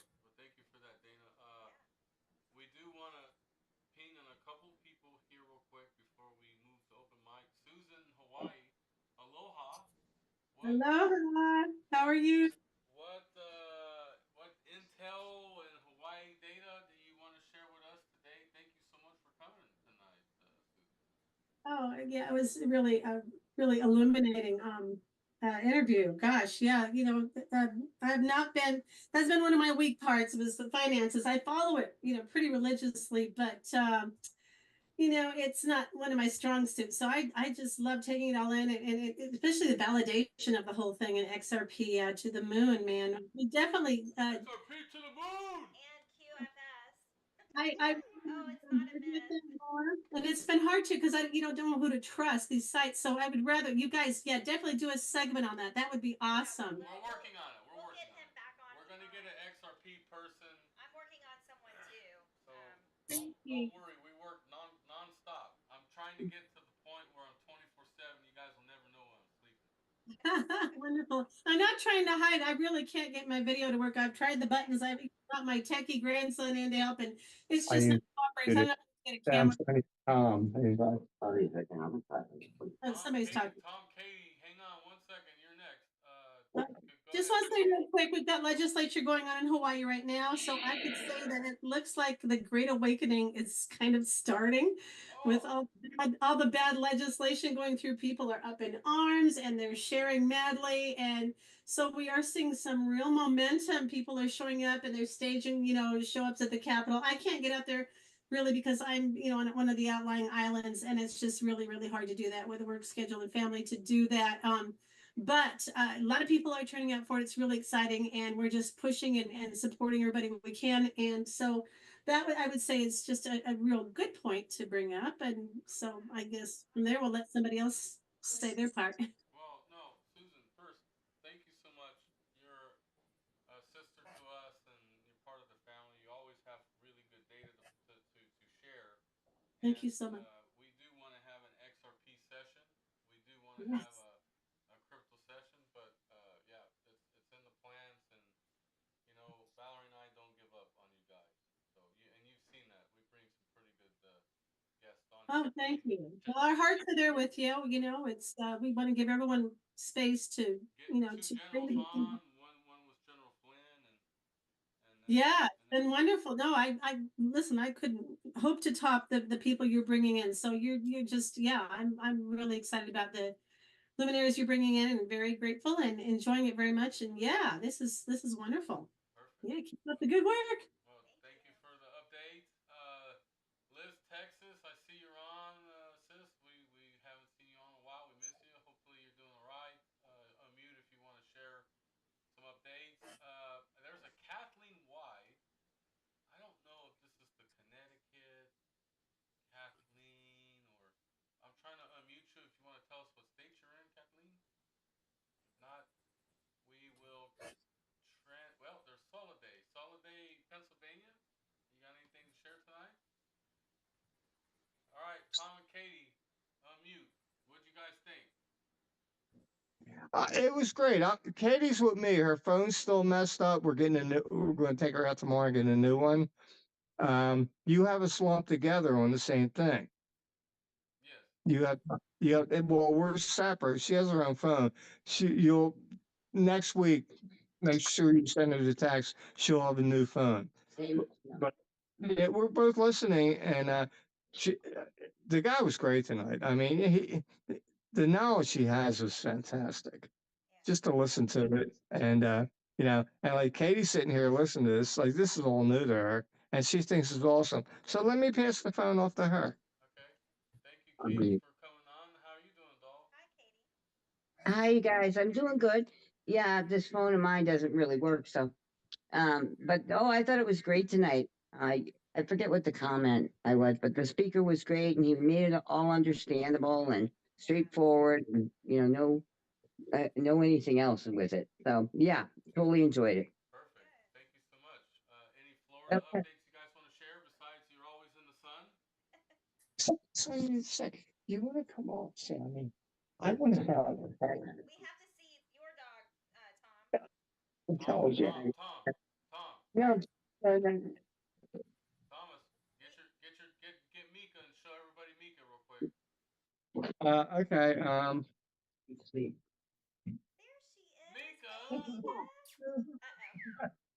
up, Schlichter. You're on. I'm your granddad. All right. Well, she is a crazy little pup. All right.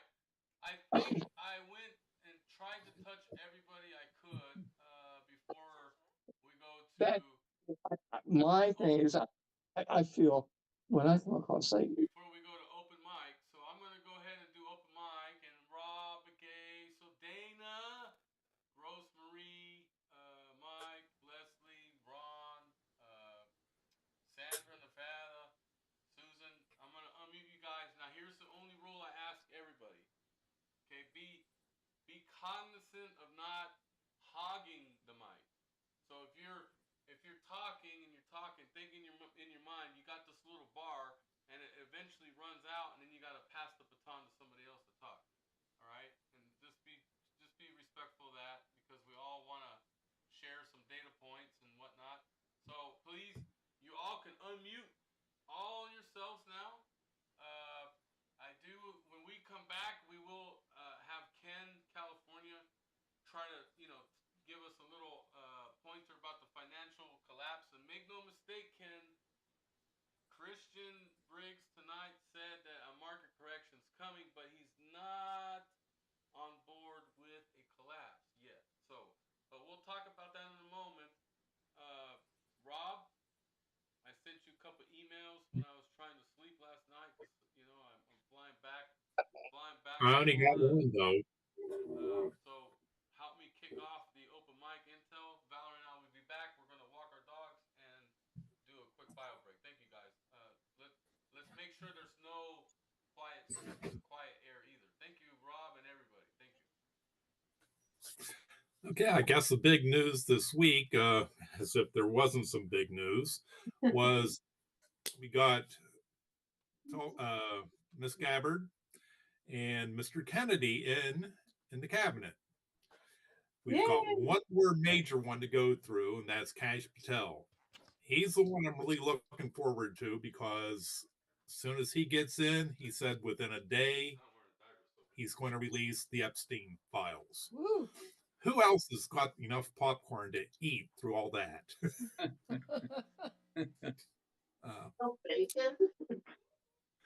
Yeah. So, which one are you more surprised at, Gabby or?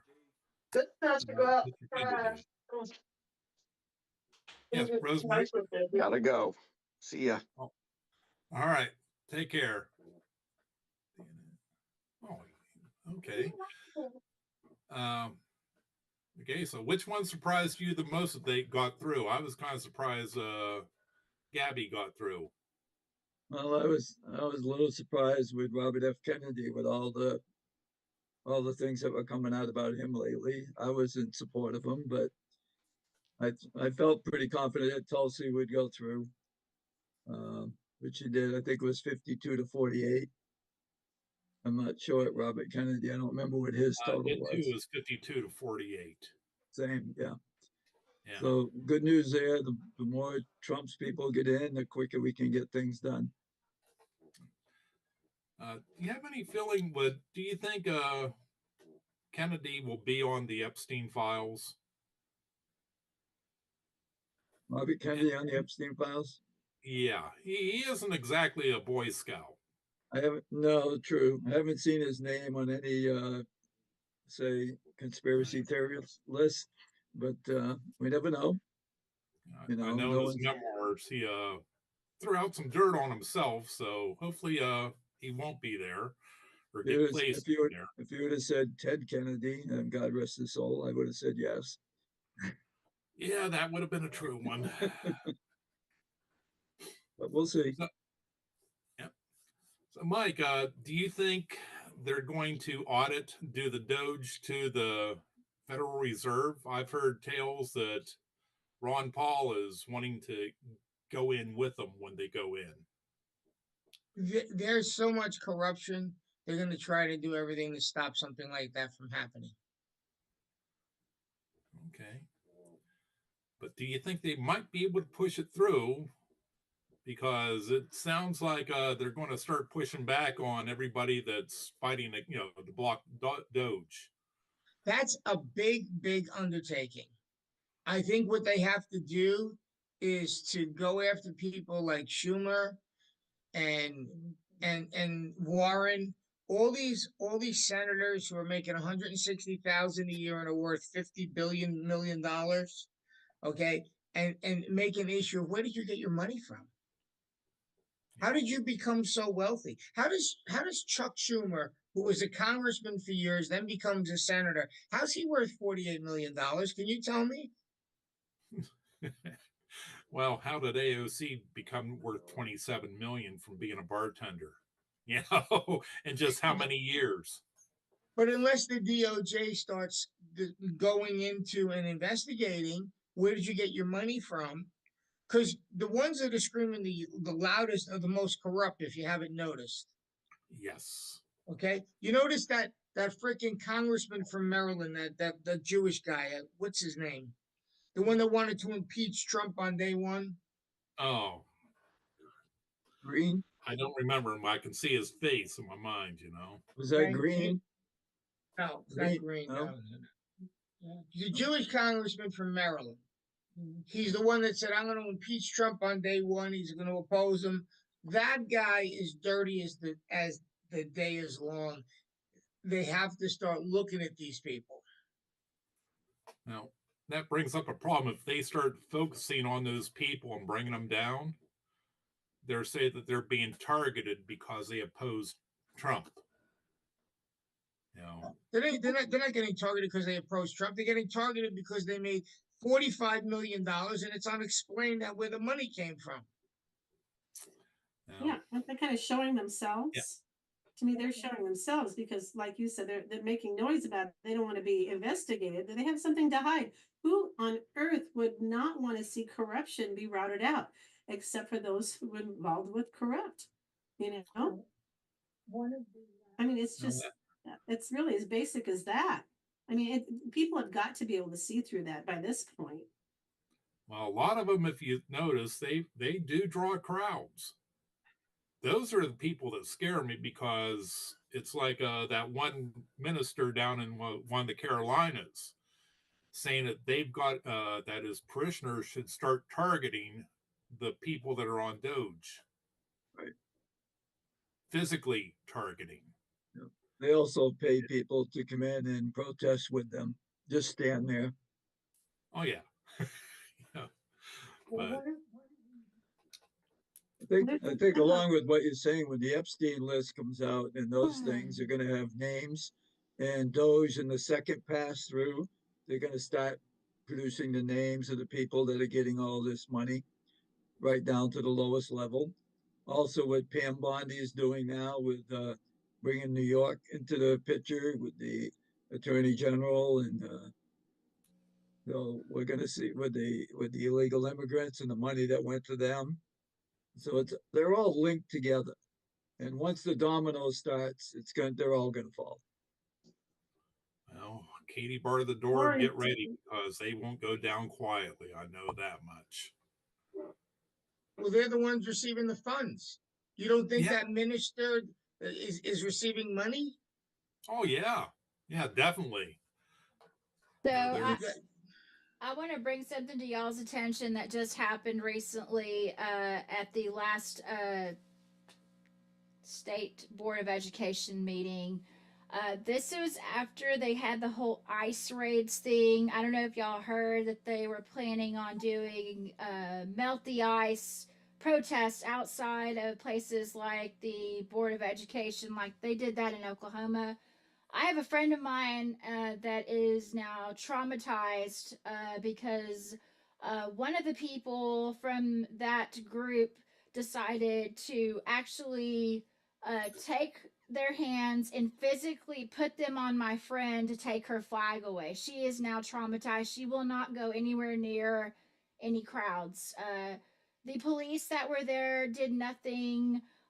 She filed a police report, and now she's facing a mental kind of thing from it, and it's just so sad. I mean, we cannot feel safe to stand up for our rights because George Soros, because we all know George Soros is behind all these actors. It's the same people, BLM, ICE, you name it. It is the same people, and they keep changing, you know, the player or whatever. But I don't think it's right that they are allowed to do that. I don't think it's right that they're allowed to invade our country. I mean, my mom is gone now, and she was from Lima, Peru, and you know, she before she died, she told me on her, like, she said, I don't want to see Peru, or I don't want to see America turn into what Peru went through in the 80s, where communism took over. It's not been the same ever since. And so my parents were together for 23 years, and then my dad, you know, cheated on her. So she decided to take the citizenship test, and she studied very hard for it. So she went about the legal way to become an American citizen.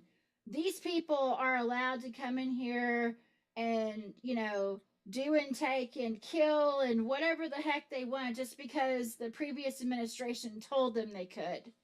And they're using our money to be able to get food and everything else. And meanwhile, we have veterans that actually fought for our country being treated so horribly. And, you know, it's sad. That's why I'm thankful that Trump is back in office. Now, I'm going to say this.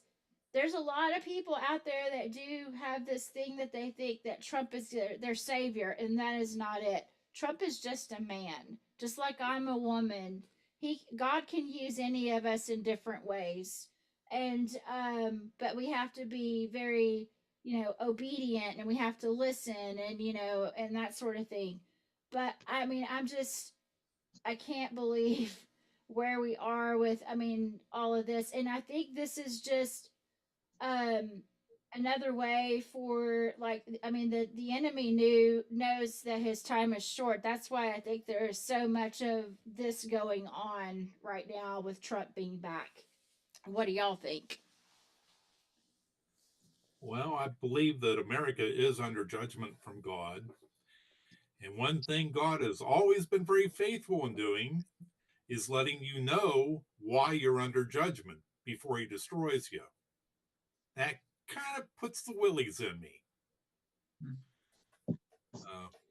But I think you're going to see a revival first. You're going to see a revival. He is in place to fulfill the prophecy in Thessalonians, which says, when they say peace and safety, sudden destruction will be upon you. There's no question about that. He's going to bring peace to the world, but he's also going to create a situation where you can have a revival in this country by stopping all the woke nonsense, by getting Bibles back in school. You are going to see a revival over the summer like we've never seen. I couldn't agree more. And I think that there are a lot of really good, strong, God-fearing patriots out there, and they far outnumber the woke liberalism that has done its best to try to annihilate, you know, the quality of living, the standard of living of the United States of America, which has been a model for the rest of the world for, you know, endless times. So I think that, yeah, I think it's going to get flushed out. I think it's going to get flushed to the surface. And I think that it is still a godly country. And I think there will be areas that need to be shaken loose a little bit to get that stronghold grip off of it. And I don't know how that's going to show itself, but I think America as a whole is going to come back very, very strong and very noble. Well, if I remember right, didn't the president sign some executive orders this past week, highlighting the fact that the Christians have been under attack in this very nation, and ordered the DOJ to look into, you know, reversing their stance on many things that they've been pushing on the Christians. Yeah, like he did.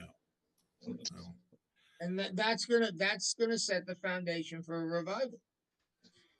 Christians don't have to worry about being targeted by DOJ anymore, like they did under the Biden administration. If you were a Catholic, you were a white supremacist criminal. You were the worst neo-Nazi there could possibly be, and if you stood up for your daughter because you didn't want some guy going into the girls' locker room, then you were the worst criminal that was possible, and they threw you in jail. Yep. I Ken, do you want got to your see. hand. Oh, I do want to see Pam Bondi go after these federal judges, these leftist judges that are opposing every turn that Trump does, and I have a tendency to believe that they're probably being financed by Soros in one shape, form, or another, and something needs to be done about that, because they're just obstructing all of what Trump is trying to do. And it's not a good situation. I would also like to know if that speaker this evening thought that Biden and Obama's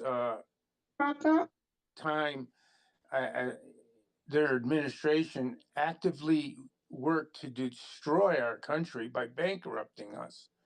I wanted to ask him that because it sure seems like it, but that's all. That was intentional. Of course, that was Joe Biden's plan to bankrupt us. Why do you think he kept giving money to Ukraine as he was walking out the door? Every Yeah. other day, it was millions and millions and millions. And of course, don't think it's not going into a Joe Biden bank account somewhere in the Swiss Alps. Yeah. I Well, thought so too. you saw a little light with the head of FEMA being fired for sending 59 million to New York. Yeah. Yeah. That was a good thing. There's so much more that needs to be done. Let's not forget, Soros wasn't funding it. We were. That's right. How ironic is that? I mean, you got to give them. I mean, that's kudos for cojones in that. Don't even use your own money to destroy us. We funded everything. All the lawfare that committed against us. We funded everything. We paid for everything as taxpayers. That's just the taxpayer abuse is just it's unfathomable, isn't it? I think that was all set up by Obama too. Well, he was one of the players, no doubt. But the thing is, I think he was another Biden, just manipulated, told what to do. We've got to find out where that money went to and trace it down, and regardless of who it leads to, make them forfeit their assets, put them in jail, and make an example of them.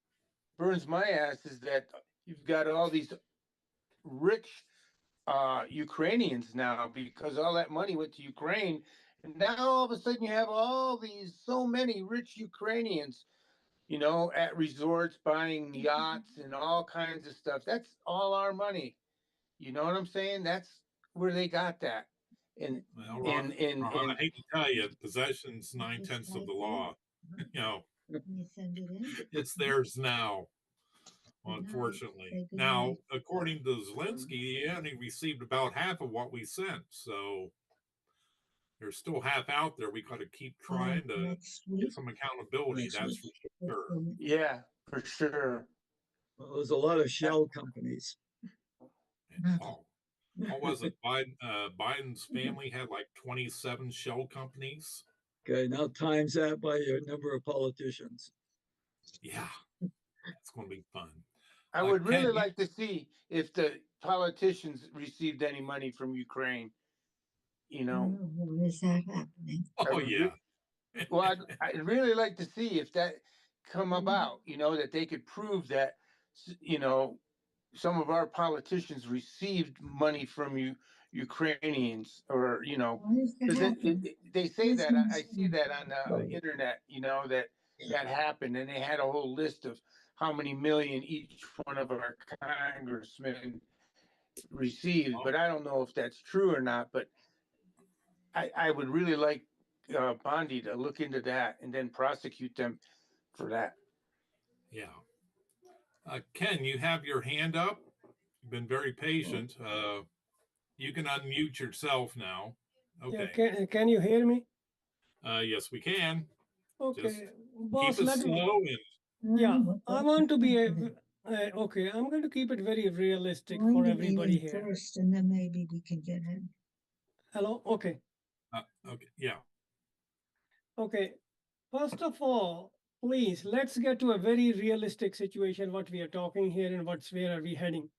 I'm going to go two people, Thomas Jefferson and Henry Ford, for a very important reason.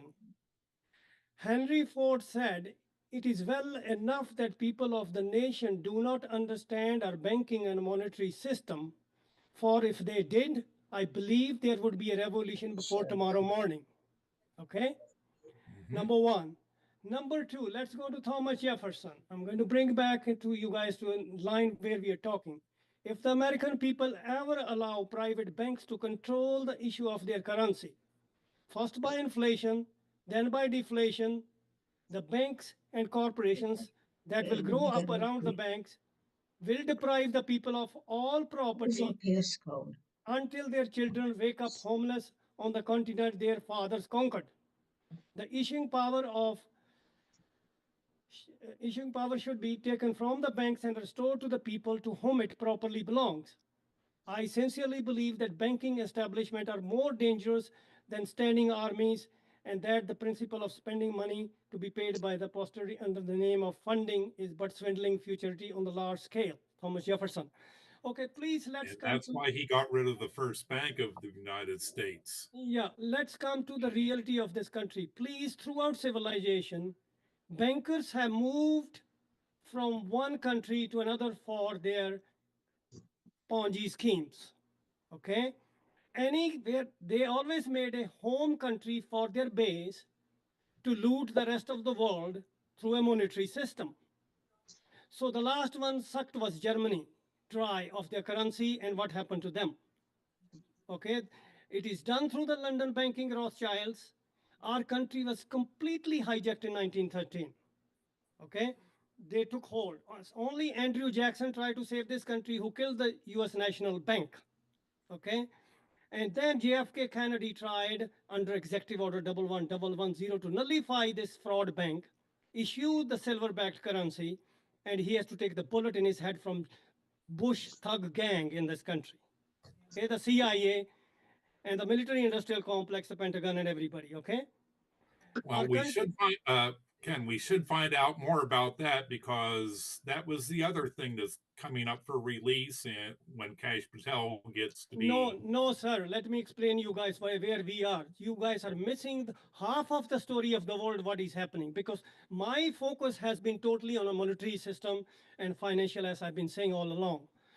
There are two, okay, what the banking system does. I've been in the Silicon Valley where the evil exists, the big tech and the pharma shit, okay? What has happened when NAFTA was passed, Bill Clinton did the major damage. We keep coming to Obama, but nobody understands what Bill Clinton did.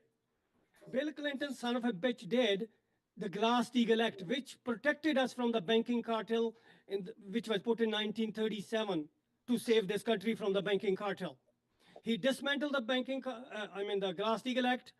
That took the firewalls between the banking, the private equity, so they can loot us and transfer the wealth into their pockets. And which Chris Hedges, please go and Google search how America was conquered by private equity. You can't find a genius person than Chris Hedges, one of the best journalists in this country and in the world, who has his life has been at stake 3 times. He was also the head of New York Times at one time. He was fired, they say, but it's very interesting. And he was also a pastor for the Christianity. Let me tell you, he understands Jesus than anybody would. Okay, now I'll come to this. BRICS, when our NAFTA was Glass-Steagall Act was taken down, we had the .com. So to cover up, they took all the money. Then they had to do the 9/11 on this country. Give us the money, declare the martial law. This is a public knowledge by our fraud Congress and the senators from both parties. So what happens after that? We come to the mortgage scam, bailed out under Obama. And that's where I started my fight, because we were given a whistleblowing power that if we do it again, bring it to our notice, we will punish them. But no, under Obama, we got the Obamacare, which is the socialist system, which was implemented by the both parties. Bush was there, Bill Clinton was there, every gang was with him to support him. So what we did after that, Obama did implement whatever he had. He went into all these countries with the wars, and we have gone through the Bush and every family. What have we have done to this country? Now where we stand, Trump has been groomed from a very long time for this job, and his specialty is to bankrupt. He has filed bankruptcy. He's a master of bankruptcies. So he's brought into selection. You people don't understand it. He was the COVID architecture who printed $8 trillion. We blame inflation on Biden. They're all together. Why was Biden? Okay. Oh, sorry, 1 second, please. Let me finish. Biden was allowed 4 years to run this fucking White House, and no Republicans, no Democrat bring him down. Why? Blame each other, brainwash people in this country. Then Trump comes. Okay, he's your savior. The question becomes what Trump comes in second term, what he did. He brought in Larry Ellison, brought in Elon Musk, the private equity. Now, this is where I want to bring up to your notice very, very important quotation, which is corporate. Okay, let's bring this 1 second. But Ken, let us try to interact with you a little bit on this, No, because before we interact, I will have all the time with you interact. We'll go through it. Now, this is very important. This is called the merger of the state and the corporate power is called fascism. So we have accomplished in this country through this criminal parties, uniparty, the corporations have the power in Washington and merged together. And Elon Musk is motherfucker, the de facto president of this country. Whoa, no F-bombs. I will say what I have to say. Sir, I'm the last days my here with you guys. Nobody's going to save us. I am moving on as Ashley told you. You guys are lost in your world. The crypto scam shit. Okay, wait. Let us react to what you're saying, and go ahead, please.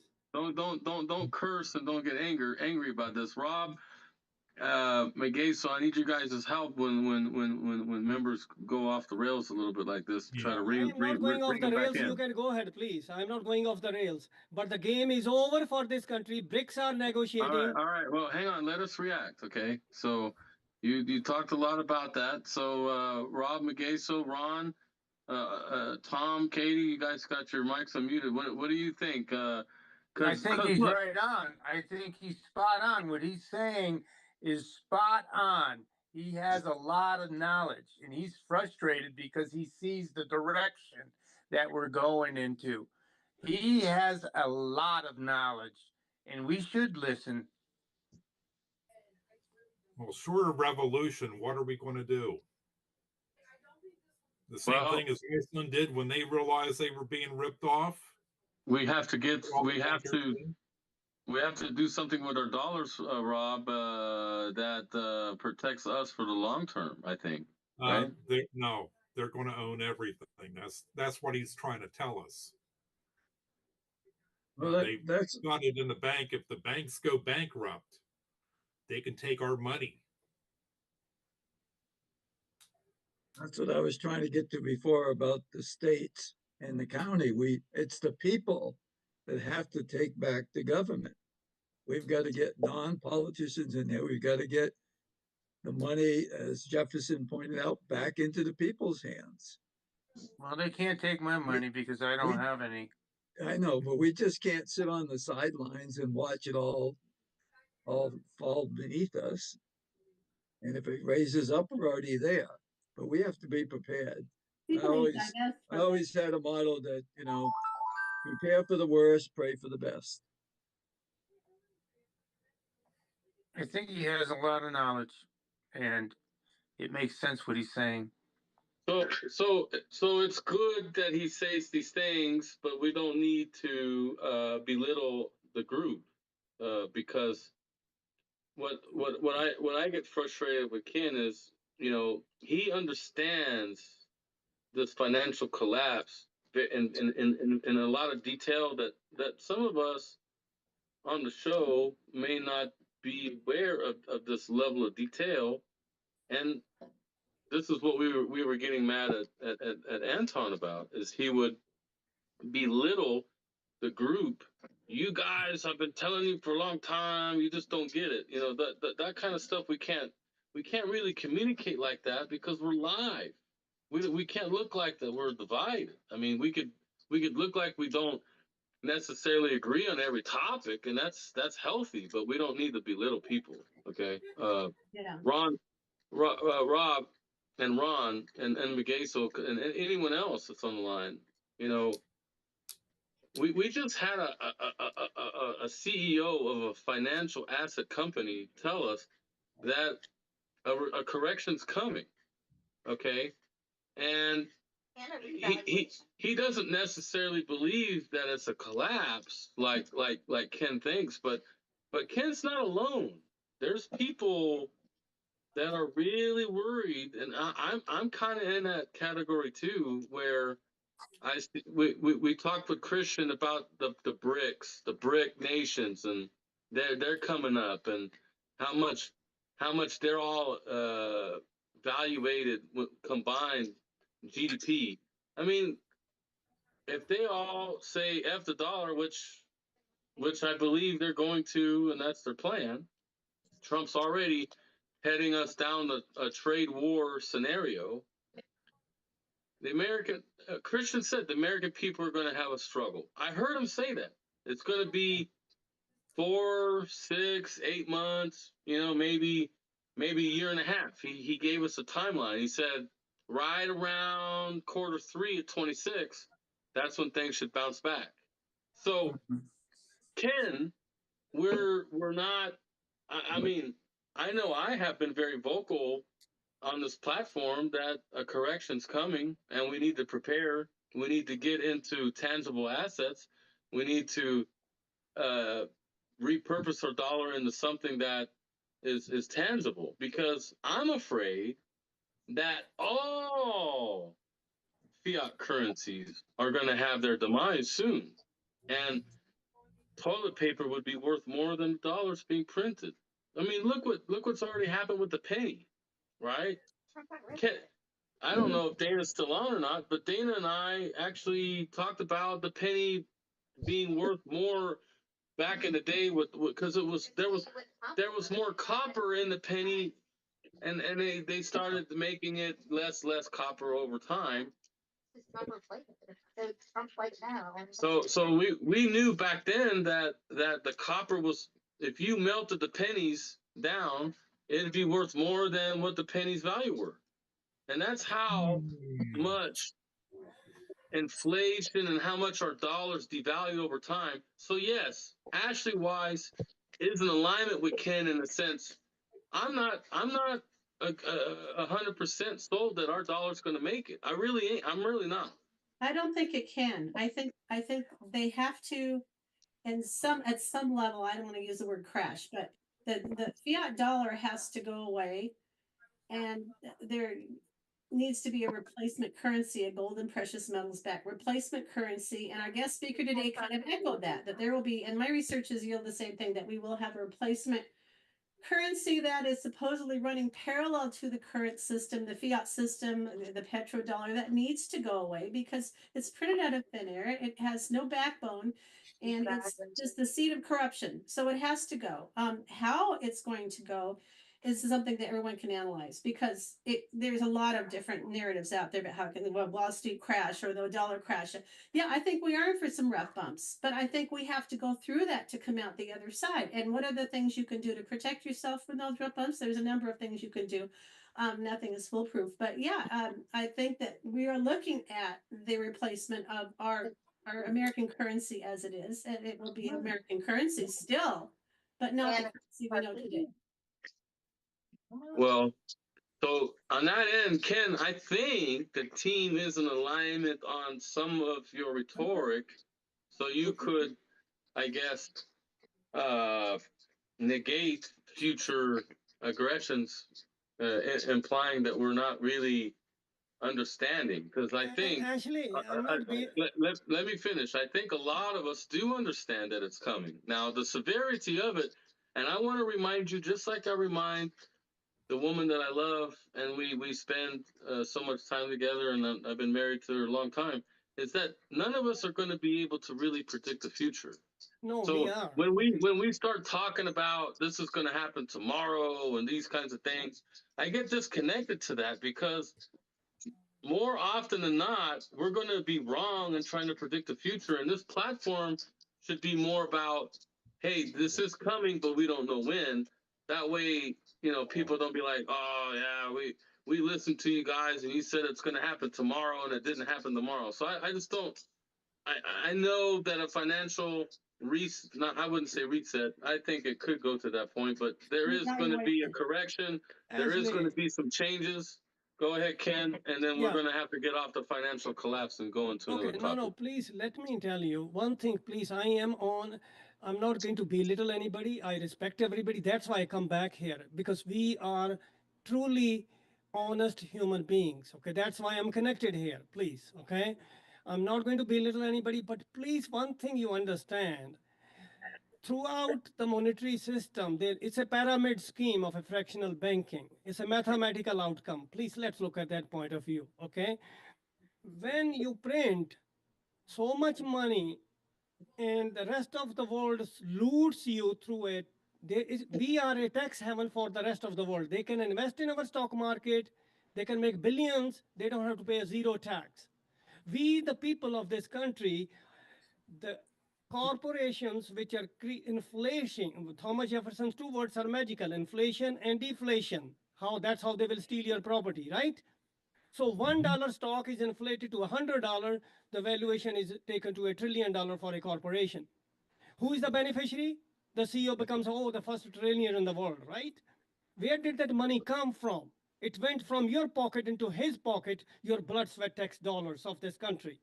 What happens in that sense is the losses are slapped at his tax and debt on a nation, and the profits are monetized into the pockets of the corporate thugs and the bankers.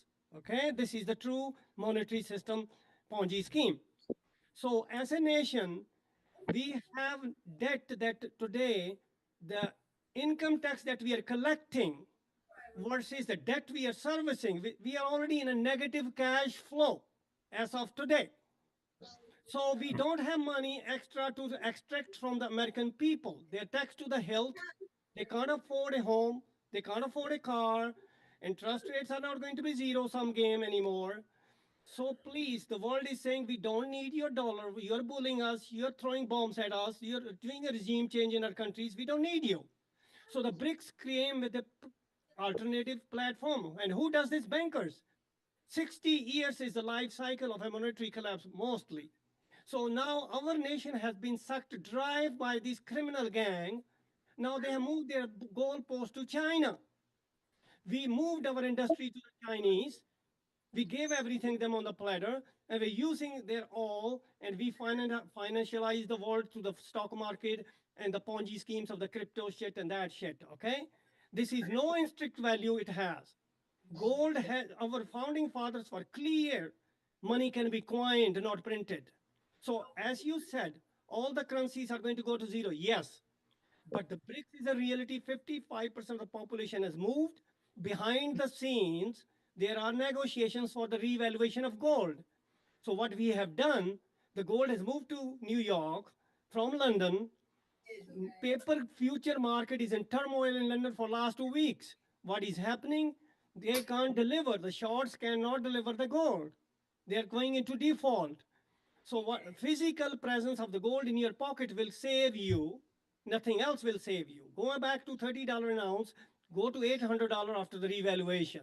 Today we are 3,000. Gold will be revalued at $10,000 an ounce, likely. That is a mathematical number. And you can talk to Richard Wolff, who is one of the best economists in the world in this country. Okay, he was same class as Janet Yellen.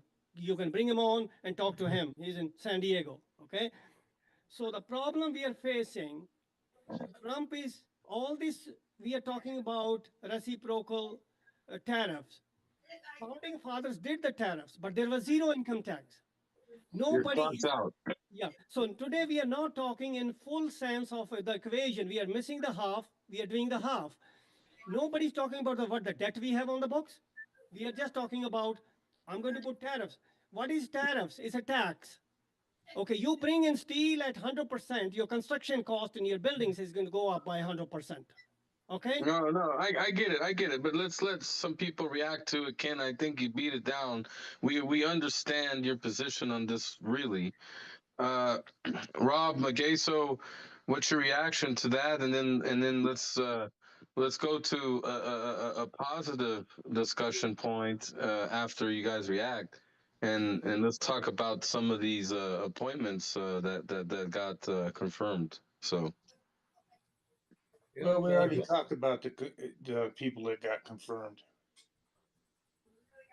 You All these missed that. confirmations are not going to do anything for us. Well, hang on, Mickey. So, Rob, what's your guys' thoughts on Ken? I mean, we know he's passionate. Every week he drills this down on us. I know it's coming to a certain degree, but let's. What's your reaction, guys? Well, I'm in alignment with a lot of things that Ken is saying. This is coming. It's just a matter of fact. His knowledge is very good on this. I've researched it back. I've listened. I've watched all his posts and listened to our text back and forth, and he's right on it. Yeah, I would agree too. The only thing that we could really do is drag the Federal Reserve in, audit them, and like Iceland did when they had their economic collapse, is turn on the Fed, put them in jail, asset confiscation. Correct. That's all we can do. Yeah, and we won't come out ahead still, but at least we'll be free. Yeah, yes. However, we will be targeted for that, though. Yeah, the Federal Reserve is part of the International Monetary Fund. Well, yeah, that's what we need to save ourselves. That should be the priority. See, go back to JFK, go back to Andrew Jackson. Trump need to do nothing else. Nullify the Fed executive order. Use JF Kennedy's executive order 11110. Okay. Nullify the Fed, issue our currency. We don't owe debt. Seize the wealth stolen from us, and we pay off the debt. Calm and steady and slow. You're going really fast again. We got you. You look. We respect you, Ken. You got good points. We do need to survive the storm. We are being warned by financial experts that a correction's coming. Correction is not coming, boss. Please, actually, listen to me 1 second. I'll give you examples. What did they do in 2000.com? They shut the fraud stock market. They openly went into the Congress and declare martial law, give us, bail us out. So we bailed them out. Then we did the 9/11 and started attacking the world where the central bank was not. We went and attacked 7 countries which did not have a central bank. Okay. Now, what we are doing right now, please. Okay. Then, if the central bank, we are going to 2008. What happened then? They stole all the homes, what Thomas Jefferson said. They got bailed out. All the CEOs are laughing to the bank. People lost everything. Their savings gone. They have become a tax slaves, debt slave. Only the solution, as Rob said, we have to go after the federal bank and get rid of it and seize the wealth stolen from the people, number one. And we must tax revolt. Congress is not going to listen to you unless we stop paying taxes to these assholes and say, hey, we are not paying you anything. Let's take congressmen's benefits away. They are our servants. It's our money. We put them there. So all these things that you're talking about, what did Trump say?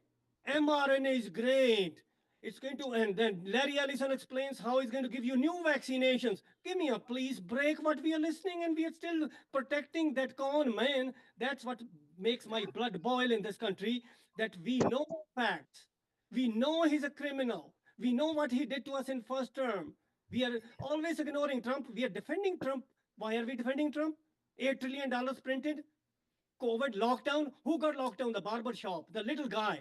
Mega corporations looted $8 trillion worth of wealth. These are please. So let's share the mic. You've had a lot of discussion just now.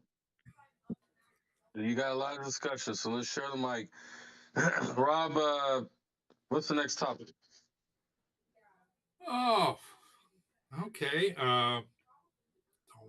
Let's see. We did the nominations. You didn't ask how my state was doing. So I'll just hit that real fast. Apologies, I forget. While I try to think of what we're going to talk about, there's such an inundation of things going on. I understand why they're going on, but at the same time, you can't focus on anything. So we're running different directions all over. But the Governor DeSwine, as I call him here in Ohio, has named a new lieutenant governor who will probably be the running for governor in the next election, since DeSwine is termed out. It is Jim Tressel. He was a football coach at Youngstown State and then got taken over to Ohio State. And after some being thrown under the bus by the athletic director down there after quite a term of coaching the Ohio State, he came back to Youngstown as the president of the YSU. Now, last year, one of the congressmen who was our congressman in this area, East Palestine, out of nowhere, he retired and became president of YSU, and there was a big to-do over that because they just basically installed him. There was no debate among the council or anything of who was going to get the job. Lo and behold, now he's being promoted to lieutenant governor. So Jim Tressel's being pushed up to lieutenant governor. That kind of makes me feel that there's some less desirable things going on politically in all this, because everybody that was touched by that was representatives here have new and better jobs, and they didn't do a whole lot for us then, and they're not doing a whole lot for us now. But the good news is, looks like Vivek Ramaswamy is going to run for governor as well. And one of the big proposals he's came up with is to lead Ohio in the same way as Florida, Tennessee, and Texas, and get rid of the state income tax, which would be very nice. But that's total of the news going on here. Let's see, the IRS has been raided or shut down. You can see the panic inside the Democrats. They are saying things that are very true, but they're saying it in ways that doesn't put them in the best of light. I don't know if you've watched any of the newscasts where they were cussing on the news and being proud of it badly. But yeah, I really don't know what else to talk about. Let's see. How about the Wait, this news thing where they're cursing, what station was that? I didn't see that yet. That was a woman, I believe she was a Northeastern woman, but she said that she wants to F Trump. The whole time she's going, I don't like cussing in public. Please don't tell my kids. And then she says that. That is completely off the wall. I mean, if she doesn't like cussing in public, why would she say she wants to F Trump? I mean, they are completely out of control. This is getting bad. And before I forget, you guys know I have a very forgetful memory, and I'm going to push it right back to you, Rob. I just want to interject just for a second so I don't forget this. I was in Malibu yesterday, and a lot of the local businesses, aren't even open. The pier was completely empty. McDonald's, the Wendy's, they're not open. And Megaso, Susan, if you're there still, they had it shut down on some of the main road that you couldn't get past them. The National Guard, the police, they're all there, and they won't let even locals, even if you live down there, no, you're not getting any passage. It's blocked off, just like Malibu. I need to understand. Where was the air? There was an airplane that went down into the water, That was a Navy Growler. That's San Diego. That was in San Diego Harbor. Okay, so it wasn't Malibu then. This is something totally different. Malibu was part of the Palisade Fire kind of drama, but it was later. It was later on in the timeline, but it got hit, and some people feel like it's like the land grab that they did in Maui. And when you watch that video of Gavin Newsom dancing, like he had a corn cob up his butt. He was smiling, talking about the governor of Hawaii. You remember this, Mageso? Yeah, I remember it. Oh yeah, yeah. So let's discuss. I'm an eyewitness that there's parts of a main road. It's called Pacific Coast Highway, California 1. And there's parts in South Malibu that the road's completely shut down like it was in Malibu or Maui. Could that be due to mudslides? No, they're claiming they don't want people looting. That's what they're claiming. Military, are you seeing on the ground when you're out there? What military branches are you seeing on the ground? Well, it's only the National Guard, which is Army, right? So they have big MRAPs, all-terrain, big trucks. I got videos of it. I got pictures.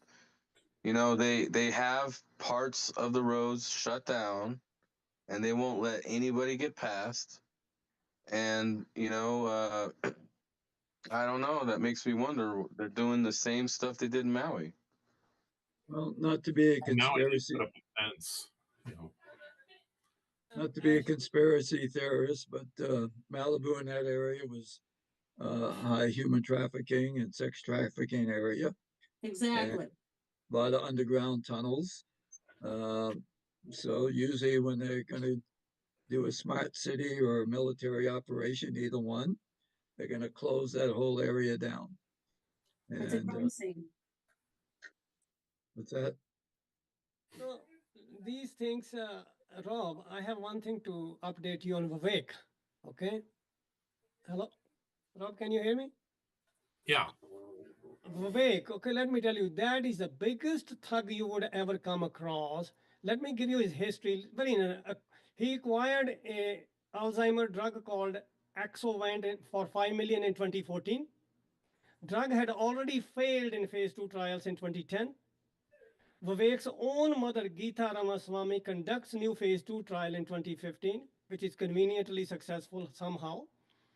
350 million IPO comes to the market. The market cap is in billions. Vivek cashes out completely, becomes a billionaire. The stock goes to zero. This is your Vivek, the snake. Wow.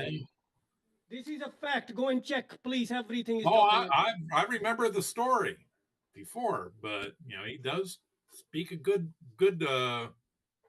line there. They are groomed, okay? They're all groomed. Please, Elon Musk. Let me give you every background on Elon Musk. Okay, he's not even a citizen of the United States to begin with. How about his father? Go back into Nazism in Africa. I'll go take you there. How did he become rich in this country? He didn't invent anything. Wait, Ken, wait 1 second. Those that are watching the live stream, thank you so much for tuning in this Thursday. We're here every Thursday. We have to shut it off because some of the social feeds will give us strikes for these things that we're talking about right now. And Ken's going to go into a deep end, and I don't want to get flagged. So thank you guys for tuning into the live feed. We're going to continue the intel round. I just got to end the live feed. So please go to redamericafirst.com and you can get the live link and you could actually be a part of our podcast panel. So give me 1 second, Ken. Let me shut the live feed down. My wife told me we got to do it. So hang on. Who's this that you're talking about again? I didn't catch the name. Vivek Ramaswamy. Yeah, okay. Now, one thing, Ken, if you go make things like this, you got to say allegedly. Okay. Otherwise, that's what's going to get us in trouble. I got it. Yeah, but hey, I just wanted to say there's got to be a reason why that he changed from being on Dodge. I think there's some dirt that came up on Yeah, him. we brought it out. We and brought the dirt. We brought the dirt out, and he had yeah, to run for and cover. then the Trump administration said, "Hey, I don't think it's a good idea that you're connected to us. So why don't you go do something else?" That's what I'm supposing happened. No, Yeah, see, his excuse was he's going to run for governor. correct. Yeah, right, right. But I think there was a real reason why the Trump administration wanted to distance themselves